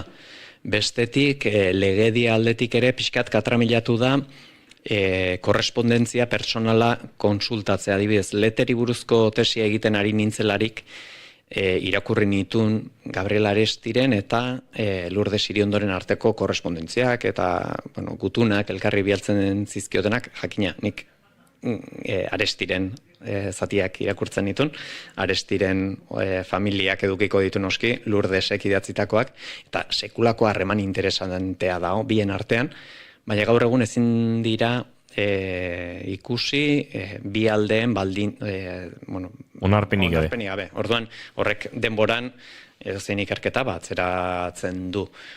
Gero bere ondaretan, ez dakizu zeinek moztu duen rekorte bat, liburu bat nork erosia den, nork azpimarratua den, orduan bikote bezala aztertu behar da batetik. Bestetik hori Koldo Mitxelenan egonda, momentu, lehengo urtean edo nik konsultatu nunean Oñatiko artxiboan zegon, konsultagai.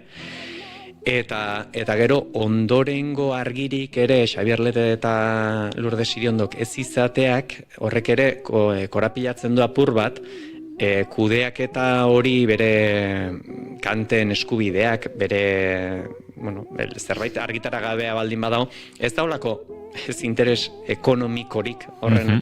Beste badaude zenbait artista, eta orain Euskal Herritik kanpo edo jungo naiz, bere aurreko arbasoez bizi direnak. Hori oso, edo pesoa demagunez, berak utzi zuen arkoi bat lanez beteta, eta bere ondorengoek argitaratzen jarraitzen dute bere eriotzetik geroago ere, eta hor jende askoren lana eta soldata dago. Eta nola Euskal Herriak ez duen dirurik emanen, rock and rollak ez eta musika klasikoak ere ez,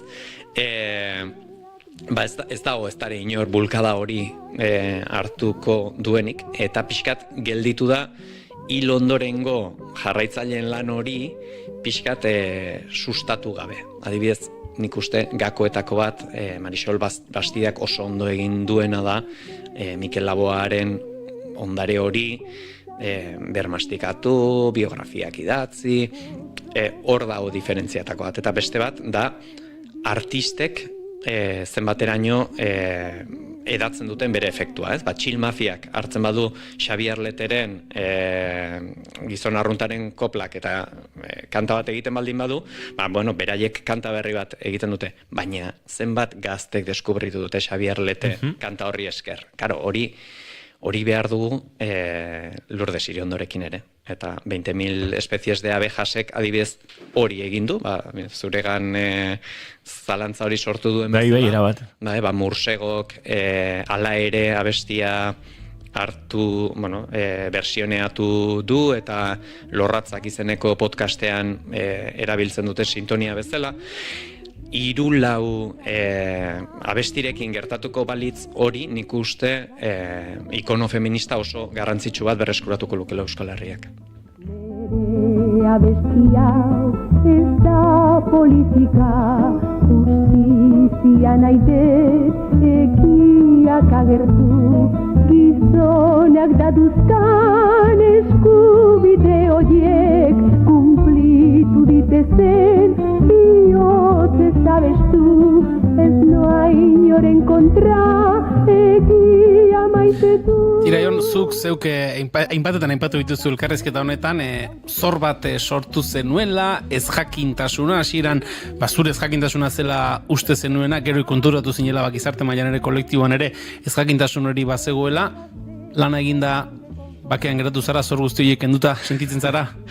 Bai, nere aldekoak bai, baina ez dena da bukatu. Nik uste hau bukatuko dela urte honen amaieran, Lourdes Iriondoren heriotzaren 20. urte urrena baliatuz, egingo dien omenaldi, jaialdi, ez dakit dokumental, ez dakit, zer da on bidean, badakit dokumentala baietz, Inge Mendiorozek amaitzea hartzeukan behintzat, suposatzen dut gauza asko egingo diela, eta uste dut modu oso desberdinean ikusiko dutela zenbaitek. Azken, bere biografia askotan Lourdesen ez dakit moja, izaera edo asko auspotzen zen, eta naiz eta bada on kristautasunari lotutako edo fedeari lotutako pasarte pare bat, iruditzen zait hori baino askoz ere gehiago zela, eta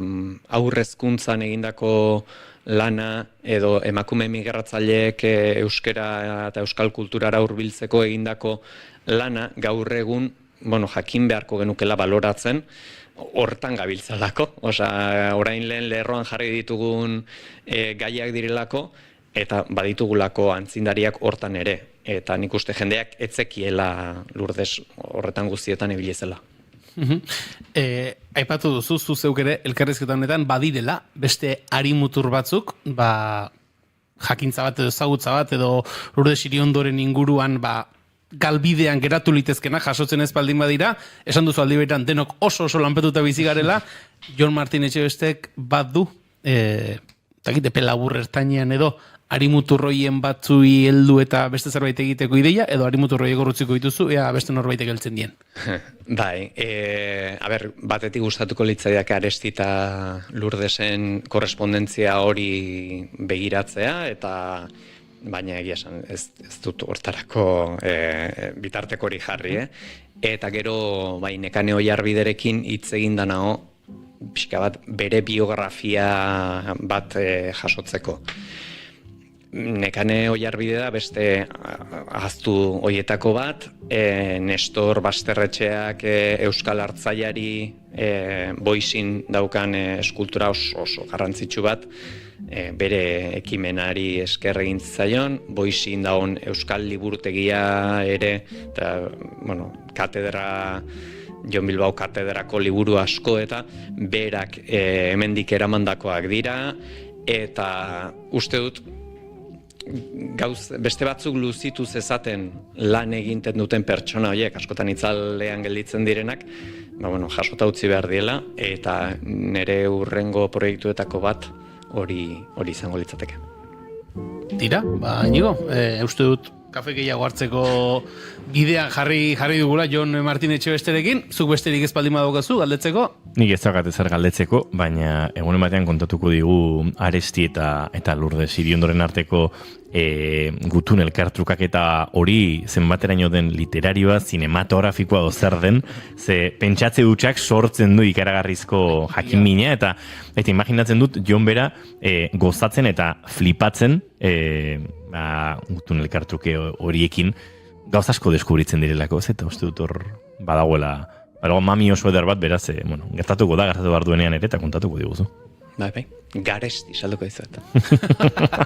Jon Martin Etxebeste, Lourdes Iriondo isilarrazitako hautsa liburuaren egila. Eskerrik asko, eta esan dagoa. Datozen hilabetetan ere izango dugu elkarren berri. Eskerrik asko zuei.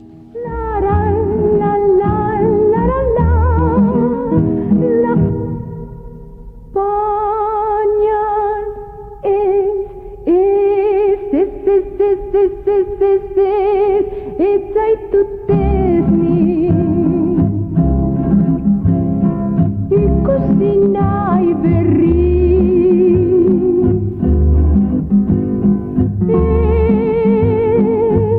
ikusi zaitu denai liuratu ez nadi tanik ez dut inolaz nahiko zutzaz maite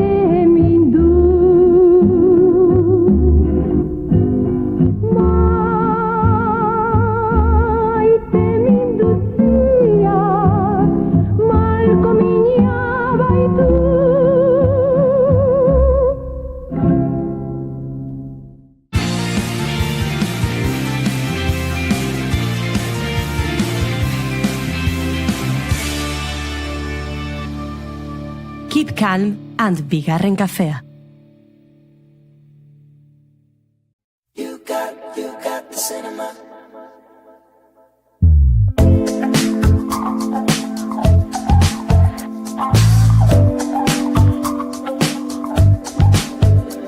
It's you, and I'm not getting over it. Darling, is it cool? When it comes to this, I guess we're in time. Entzuleok lehen ere aitortu dizuegu, zinegin dizuegu, gaur puri-purian tartean murgilduko ginala, eta etorri gara hemen Imanol González Gurrutxaga, gure lankide eta zinema zuzendariarekin, eta bideo egiteko beharrezko musikarekin, Harry Stylesen zinemarekin, badauka hurrengo minutuetan, 12 bidean, zuekin zer elkarbanatua. Nik uste Imanol González Gurrutxaga hasiko dela, ez Imanol egunon aspaldiko? Kaixo, egunon aspaldiko, bai. Bigarren kafeko mikrofonoan ez ditugula aspaldi uki. Ez gaunuk ez. Uki Imanol hemen ondoan izaten dugu, eta egunero ikusten dugu, baina mikroan, azken aldian. Bai, 1000. saion hau asko pasazien mikrofonotatik, baina ni bueltak abilinitzen. Hori da, zu grabatu. Lumbarrak berreskuratu dituzu? Bai. Bide batez, goiuri, Imanol, noiz hasiko gara erakusten 1000. saioko unetxoak? Ez dakit, nik ez ditut ikusi oraindik eta ikusi nahi ditut. Hori iritsiko da entzuleok, baina, Imanol, zein da gaurko zure proposamena? Nik gaurko kontan ekarri dizuet pelikula nahiko berezi bat, niretzako. Esan behar dut, nik orokorren enezela oso zalea pelikulak ikusi aurretik jakiteko pelikula horrek ze fama puntua daukan, edo gustatu da, edo ez. Eta ondoren ikusi nungo gauza izan zen, eta emateunez, jendeari etzaio gustatu, baino, nikoan gaur kontan ekarri dizuet La Fuente de la Eterna Juventud izeneko pelikula bat. Apple TV original bat da, beraz hor ikusi dezakezue eta baita Movistar edo bintzet Apple TV-kin lotura daukaten plataformekin ikusi dezakezue, eta pelikula hau da Guy Ritchie zuzendariak zuzendutako pelikula da, eta protagonistatako bat da John Krasinski. John Krasinski, Amerikarra The Office-etik ezaguna deguna, eta egiten du aktore, pertsonaia ingles baten papel bat. Nik ez ditut oso ondo bereizten inglesez, ahoskera inglesa eta ahoskera amerikarra, nik nahiko txukun ikusi nuen, eta nik nahiko gustatu zaiten papel modu kortan ikustea. Gero baita daukau Natalie Portman, dala aktore oso on bat baita, eta orokorren kontatzen du pixka bat abenturazko pelikula baten historia nun protagonistak dabiltzan aspalditik desagertuta dagon putzu baten bila ematen duna. Nik uste dut pelikula askotan aipatu izan dela putzu hau edo bintzet eskezakin nola esan, baina bai fuente Iturri, ez? Iturri, bai, baina eske berez forma nik uste berez putzua bezala dela, baina bai nik uste dut pelikula askotan osnartu izan dela eta genero horren barrun asko bilatu izan objektu bat izan dela, baino egia da justu horrexegatik nei gogoratu ziten asko bere garaian oso ezagun zian pelikula mota hauetara, La Búsqueda eta holako pelikulatara, nun dagon misterio bat, daude pertsonaia batzuk ikusten ditugun hoien atzetik dabiltzana, eta beti dago gaizkile bat, hasiera batetik pentsatzen dezuna ez dana, gero bukaeran konturatzen zela gaizkilea zela azkenen. Orduan, egia esan, zentzu hortan nostalgia puntu bat eman dit, eta igual pelikula ez dago oso ondo inda eta realizazio aldetik edo igual pixkat bere gauza txarrak eukiditzazke, baina nik esan bardet pelikula gustatu zaitela, pixkat intzitelako bueltatzea garaioita, eta esan bardet baita, justu Guy Ritchie zuzendari hau nahiko ezaguna intzala bere garaien zuzendaritza oso bortitza daukelako, kamera mugimendu asko hauzka, eta ez dakit, formatua edo bintzet kameraren presentzia asko evidentziatzezun, eta bere garaien nik usteet Kingsman eta olako pelikulakin baita beak zuzendu zitunak, edo Sherlock Holmesen azkeneko takok beak zuzendu zitula baita, hor nahiko natural gelditzen zen, baina igual pelikula hontan dala gehiago ikusle guztintzako bideratuta daun pelikula bat, edo bintzet umek baita ikusteko aukera daukaten pelikula bat izan da, igual hori izan zen arrazoietako bat jendeari pixkat retxazo puntu bat sorrarazteko. Baina, hau izan da, nik esan barrauket, berdin disfrutatu nula, gustatu zaitela John Krasinski ikustea egia da, John Krasinski papel serio bat, ez dela lehenengo papel serioa egiten duna, lehenago baita izan ditu. De hecho, azkeneko urte hauetan egon da guztet, ez dakit nola izan hau, baino espia moduko baten serie bat gorpuzten, eta egia da hortik badatorela pixka bat, baino pelikula hola famili guztintzako Jack Ryan? Hori da. Hori esango nuke telesaia zala, baina pelikula como tal ez dut uste indunik kodigo hontan hola pixkat fantasia ez buskeda moduko pelikula izan da. Orduan, ez dakit, nahi gustatu zaitegi esan. Dauka, kriston jatorra aurpegia John Krasinski, barkatu. Ez dinduzut beste ezer esan pelikularen inguruan, ez dut ikusi, eta beste aipatu dudana espioitzarena ere begiratu egin behar izan dut, ez dut ikusi, orduan ez dakit zer moduz konpontzen den horrelako lanetan, baina jator itxura hartzen diot. Adibidez gero baita zuzendu zituen bi pelikula, esango nuke guain hirugarrengoan dabiltzala lanen edo ja atera dutena, dela A Quiet Place. The Quiet Place. Bai, beak zuzendu zula eta beak bere emaztearekin. Hori da, eta beak aktore bezala ontzala bere emaztearekin batea, eta horrek esan, nik uste hori izan zala lehenengotako papela, komediatik urruntzen zana, eta oso ondo ikusten zaion, egia esan, beak zuzentzeako hori askotan kontu nuki behar dela baita, gizona zebilen gauza pila bat eta baino egia da kasu honetan, papel honetan nahiko txukun ikusi nula. Hortxe Imanolen proposamena, dagoeneko esan da bezala, Movistarrek ikusteko aukera okazue, baina berez da jatorriz Applena. Hori da, Apple TV-ren esferan. Gracias. Querido maestro, su música me ha electrizado. ¿Seguro que no quieres unirte a la fiesta? No me esperan a mí, sino a Maurice Ravel. ¿Y quién eres tú si no Maurice Ravel? No gran cosa, me temo.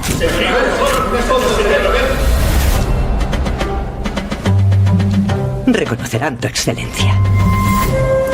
Quedan eliminados en la primera ronda Ravel. Nik proposatuko dizuet Maurice Ravel, konposatzaile ziburutarraren lan inguruko, bizitzaren inguruko lan hau, Bolero izenekoa. Filminen ikusgai dagoen pelikula eta nolabait biopik baten giroan edo mugitzen den lana, baina egia esan benetan lan interesgarria. Egia da Ravelen Boleroaren inguruan gauza asko esan litezkeela, horre gero ikerketa askok eraman dute pentsatzera bolero horretan, euskal musikaren eragina handia izan zela. Guk jakin badakigu Ravelek euskara maite zuela, naiz eta erabat euskaraz aritzen etzen. Egia da pelikula honek, Han Fontanek nik uste maixuki edo eder zuzendu duen pelikula honek ez duela Ravelen alderdi euskaldun hori gehiegi ustiatzen, hori ere esan beharra dago. Oso ikuspegi nazioartekotik eginda dagoela, eta pixkat Ravelen jatorria horre aire xamarrean geratzen da, baina hala eta guztiz ere lanak merezi du. Ravelen Boleroa bada eraberean pixkate musikaren historiako pieza distiratxo, pieza handi horietako bat, eta gainera, zineren historian ere ikaragarrizko pixua izan duena, badira, begira aritu nintzen, 10 estena historiko non, Ravelen Bolero erabili den, hoien artean, akaso ikonikoena, Imanol González Gurrutxagak hainbeste maite duen Kurosawaren Rashomon, ez da egin nola oskatu garran, Rashomon? Rashomon. Beti Nikolas Nieto. Rashomonen badago sekuentzia bat, non Ravelen Boleroa agertzen den, eta, zi Manuel? Ez, Julen ikuste dela parrez. Zure euskera konbikziagatik. Egin du betikoa. Baieztapen bat bota du, horrela konbentzimendu askorekin, eta Emanuelen baieztapenak badakigu 188an ez estatu egiten direla. Guri unibertsitatea nola esate ziguten, guain, ez dakit nola esango dan ofizialki, baino... Erresagoa da Bibir, Imanolei enbeste gustatzen zaion pelikula, hori errex esaten dugu. Ikiru. Ikiru da japonesez. Ikiru eta guk bi. Ravelen inguruko pieza benetan gomendagarria, oso ederra, haren musika bezala kosea, eta, hori agertzen dira, ez? Hainbat eta hainbat berezitasun, manola, balete dantzari batek eskatuta sortu zuen, printzipioz hori bere balet konpainaren zate pieza original bat nahi zuela, baina hor, hasi zela pixkat agertzen, ez? Ravelen virtuosismoa orkestatzaile modura eta hor, badago hor timbre aldaketa eta krezendo konstante hori oso luze, den azaltzen du, uste dute bere bizitzan olabait ondo ulertzeko moduko pieza dela, eta egia esan filminen ikusgai duzu, 2 orduko pelikula bada, luze xamarra da, baina tempo ederrekoa, ondo ikus daitekeena, niri behintzat ez zaitu luze gertatu, eta hortzen ere proposamena, zuzendaria Han Fonten da, lehenkoan uste dugu Juri galdetu nizula, Koko Chanelen biopika eraberak egindakoa da, eta ustut lan hona egin zuela orduan ere, nik ez dut ikusi pelikula hori, baina... Eta gustatu zitzaidan, asko, bai. Hemen dator bere nolabait azken lana, zuzendari frantziar Luxemburgarra, 2024an estrenatu zuen Bolerorekin, dagoeneko esan da bezala ikusgai filmin plataforman, duela hilabete batzuk zinetan eta aurkezu zen pelikula, eta Coco Avant Chanel, Los Inocentes, izan dira pixkat bere azken urtetako lanak, adore, eta Bolero azken lan hori, diodan bezala niretzat oso gomendagarria. Zein da zure gomendioago, Juri? Matizez, izeneko telesail bat ekarri dizuet. Eta zergatik ekarri dizuetan, aitortu behar dizuet, arrazoi pertsonal bat daukadala, lotura pertsonal bat daukagula irratsaio honetan telesail honekin. Bai? Bai. Telesail honetan Fariba Seijan Uriarte agertzen delako. Eta agian bigarren kafea duela gutxi deskurritu duen norbaitek ez du hau jakingo, baina jakin behar duzue, Fariba gure lankidea izan zela. Astelenetako aurkezla izan zen, bigarren kafean, eta asko maite dugu. Orain, ezin du gurekin egon Madrilen da bigelako, telesailak eta pelikulak egiten, berak horixe nahi zuen, aktorea izan, eta paper gehiago lortu, eta horretan ari da, eta pila bat pozten gara, eta azken aldian egin dituen telesail horietako batzuk horrela ekarri ditugu, pelikula batzuk aipatu ditugu, baina Matizes ez genuen oraindik ere aipatu. Eta Matizes azaldu nahi dizuet. Zer gertatzen da telesail honetan? Hasteko Sky Showtimeen telesail bat da, hemen beste plataforma berri bat, badakizu hemen plataformak aipatu ari garela, baina Primeen ikusgai dago, Amazon Primeen ikusgai daukazute. Oraindik osorik ez, ze jarraitu duten niri asko gustatzen zaidan kontzeptu bat dela, ateratzen dituztela atalak banaka-banaka. Bueno, uste dut lehenengo 3 atera zituztela golpean, baina gero banaka. Atera beharrean denboraldi osoa zuzenean, eta horrela egun bakar batean ikusten duzu eta gero ahaztu egiten duzu, ez. Ari dira atalak aurkezten. Zer gertatzen da telesail honetan? Baditugu hainbat protagonista, telesail oso koral bat da, eta upategi batean elkartzen dira. Zertarako elkartzen dira upategi batean? Antza denez, bertan dagoelako terapeuta oso famatu bat, eta terapeuta horrek lagunduko die traumak gainditzen. Eta orduan, kontua da, asteburu batean elkartzen direla upategi batean, eta bertan egingo duten terapia intentsiboari esker, traumak desagertu egingo direla. Eta orduan agertzen dira, bakoitza bere gauzatxoarekin. Bertan agertzen da Juana Acosta, eta berak, hasieratik ez dakigu zer den gertatzen zaiona bakoitzari, baina igertzen da agian indarkeria matxistaren biktima dela. Hantxe dago Jobiken pertsonaiari ikusten zaio, agian etxean zerbait arraroa duela, ez? Etxeko bere dinamikak, bere arrebarekin, aitarekin zerbait hor baduela zerbait, agertzen da gure Fariba medikua da, eta antza denez zerbait gertatu zaio, eta ezin du beste ebakuntzarik egin, ze ebakuntzak elan dagoenean, eskuak dardarka haste zaizkio, eta claro, mediku batentzat, horrek ezin du lan egin hori gertatzen baldin bazaio, eta orduan han elkartzen dira, eta denek daukate zerbait izkutuan, zerbait traumaren bat, eta orduan han elkartzen dira, terapeuta bat dago, eta terapeutaren alaba dago, Elsa Pataki dela. Elsa Patakik ez dakitzen bat urte daramatzan Australian bizitzen, eta han egin duelako bere bizitza, eta bere familia handuelako, baina itzuli da, uste dut ez dakitzen bat urteren ondoren, Espainiara telesail batean parte hartzera, eta hoxe komendatu nahi nizuen, esan dudan bezala, gehien bat Fariba agertzen delako, baina bestela gustatzen baldin zaizkizue horrelako telesailak oso koralak, badago misterio bat, badago zerbait izkutuan, hasieratik ez dakigu dena, eta horra agertzen dira, ez? Maxi Iglesias, aipatu dut Juana Acosta, Enrique Arce, Elsa Pataki, aktore famatu asko agertzen dira, eta ikusi, eta kontatu zer iruditzen zaizu, baina bereziki ikusi, guk Fariba, babestu egin behar dugulako, egiten duen lanen. Hortxe Matizes proposamena, Fariba Seijan ikusteko aukera ere, eta Julen Goikotxar Begozok badakar bere proposamena ere. Ni anzturara, Juan Gonez, Goiuri, zuk esan duzu, kasu honetan Matizesen kasuan, hausaz egin dutela, ez, edo konstienteki egin dutela, kapituluak banaka botatzearena. Pentsatzen dut izango dela sortzeko engantxe sentsazio bat. Ni dakarriko dizuedan telesailaren garaian horrela egiten zen. Banak egiten zen, ez zegoelako orduan artean dena batera botatzeko, orain dagoen ohitura hori. Urte mordo bat, egingo dugu atzera, 2011ara joango gara, banuen, gaurkotasunarekin lotura duen beste telesaila, baina esan didate, aipatua izan dela jada saio honetan, beraz ezin dut horren inguruan hitz egin, eta niri asko gustatzen zaizkit, noir nordiko generoaren barruan sartzen diren telesailak, eta Broen telesaila karriko dizut, danieraz Broen, suedieraz Bron, ze telesail honen ardatzetako bat bada ez, hasieran agertzen da gorpu bat Danimarka eta Suediaren arteko mugan, gorpu erdia Danimarkan dago, eta beste erdia Suedian dago, nolabait esateko lurraldeari dagokionean orduan, herrialde bakoitzeko poliziak hartzen du ikerketaren kasu, elkarlan batean hasten dira poliziak, eta halako batean konturatzen dira gorpu hori, bizatitan dagoen gorpu hori ez dela pertsona berarena, bi gorpu ezberdin direla, herrialde muga egiten duten leku horretan utzi dituztenak, eta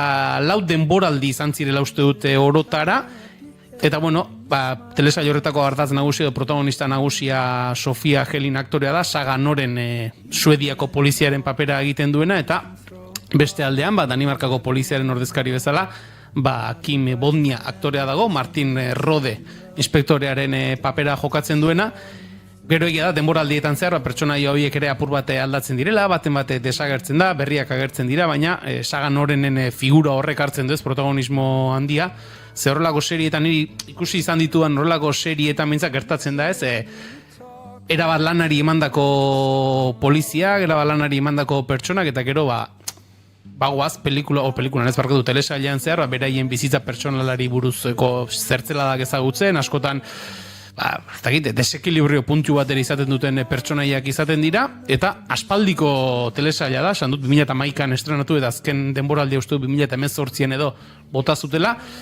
Niko ikaragarri gustora ikusi nuen bere garaian, ez dakit plataformaren batean egongo ote den, nik bere garaian AXN katean ikusten nuen, telebista garaian, ez da txuri beltzekoa, baina kasik ere bizigaren aroarekin alderatut esan liteke, eta hori, noir nordiko hiek gustoko baldin badituzue, uste dut, ez dut esango ezinbesteko, baina telesail interesgarri badela. You can see the world, following the seasons, anywhere you go. Entzuleo guri agur esateko ordua iritsi zaigu, proposamen gehiago ere izango dira horrengo astetan, baina gauzat esango dizuete, filminera iritsi berri da Wong Kar-wairen Blossom Shanghai, eta itxura hona, Imanol? Bai, gaina, ez dakit nun irakurren nun, guain arte, zuzendari berezik euki dutela bere telesaia, David Lynchek eukizula Twin Peaks, eta beste bat baita aipatzen zuten, eta justu Wong Kar-waiek baita behartzula bere ziklo hori izteko telesailola importante bat, eta jendeari gustatu altzaion telesaioitako bat. Eta egizan, espektazio asko dago, nik ikusi nahi dut, guandik ez dut ezer ikusi, betikoa, ez dut trailerrak ikustatzen eta asko gustatzen, baina egizan gogo askokin eta espektazio askokin. Hitz egingo du Wong Kar-wairen azken hontaz, baina orain agur esateko ordua iritsi zaigu. Imanol datorren aster arte, Julen Goikoetxe Orbegozo datorren aste arte arte. Ondo ibili. Goiuri ez eiza arandia zu biar arte. Ui, ama, biar arte. Biar arte. Julen egoren dik ez dakit, igual biar ere mengurekin izango dugula. Ez dakit banik, ez dakit. Bentzuleok, izango da izan behar duena. Gu momentuz, agur esateko beharrean gara. Informazioaren txandoren hementxe naiz erratian zain du. You can start a family who will always show you love. You don't have to be sorry for doing it on your own. You can let it go. You can throw a party full of everyone you know. You can start a family who will always show you love. You don't have to be sorry, no.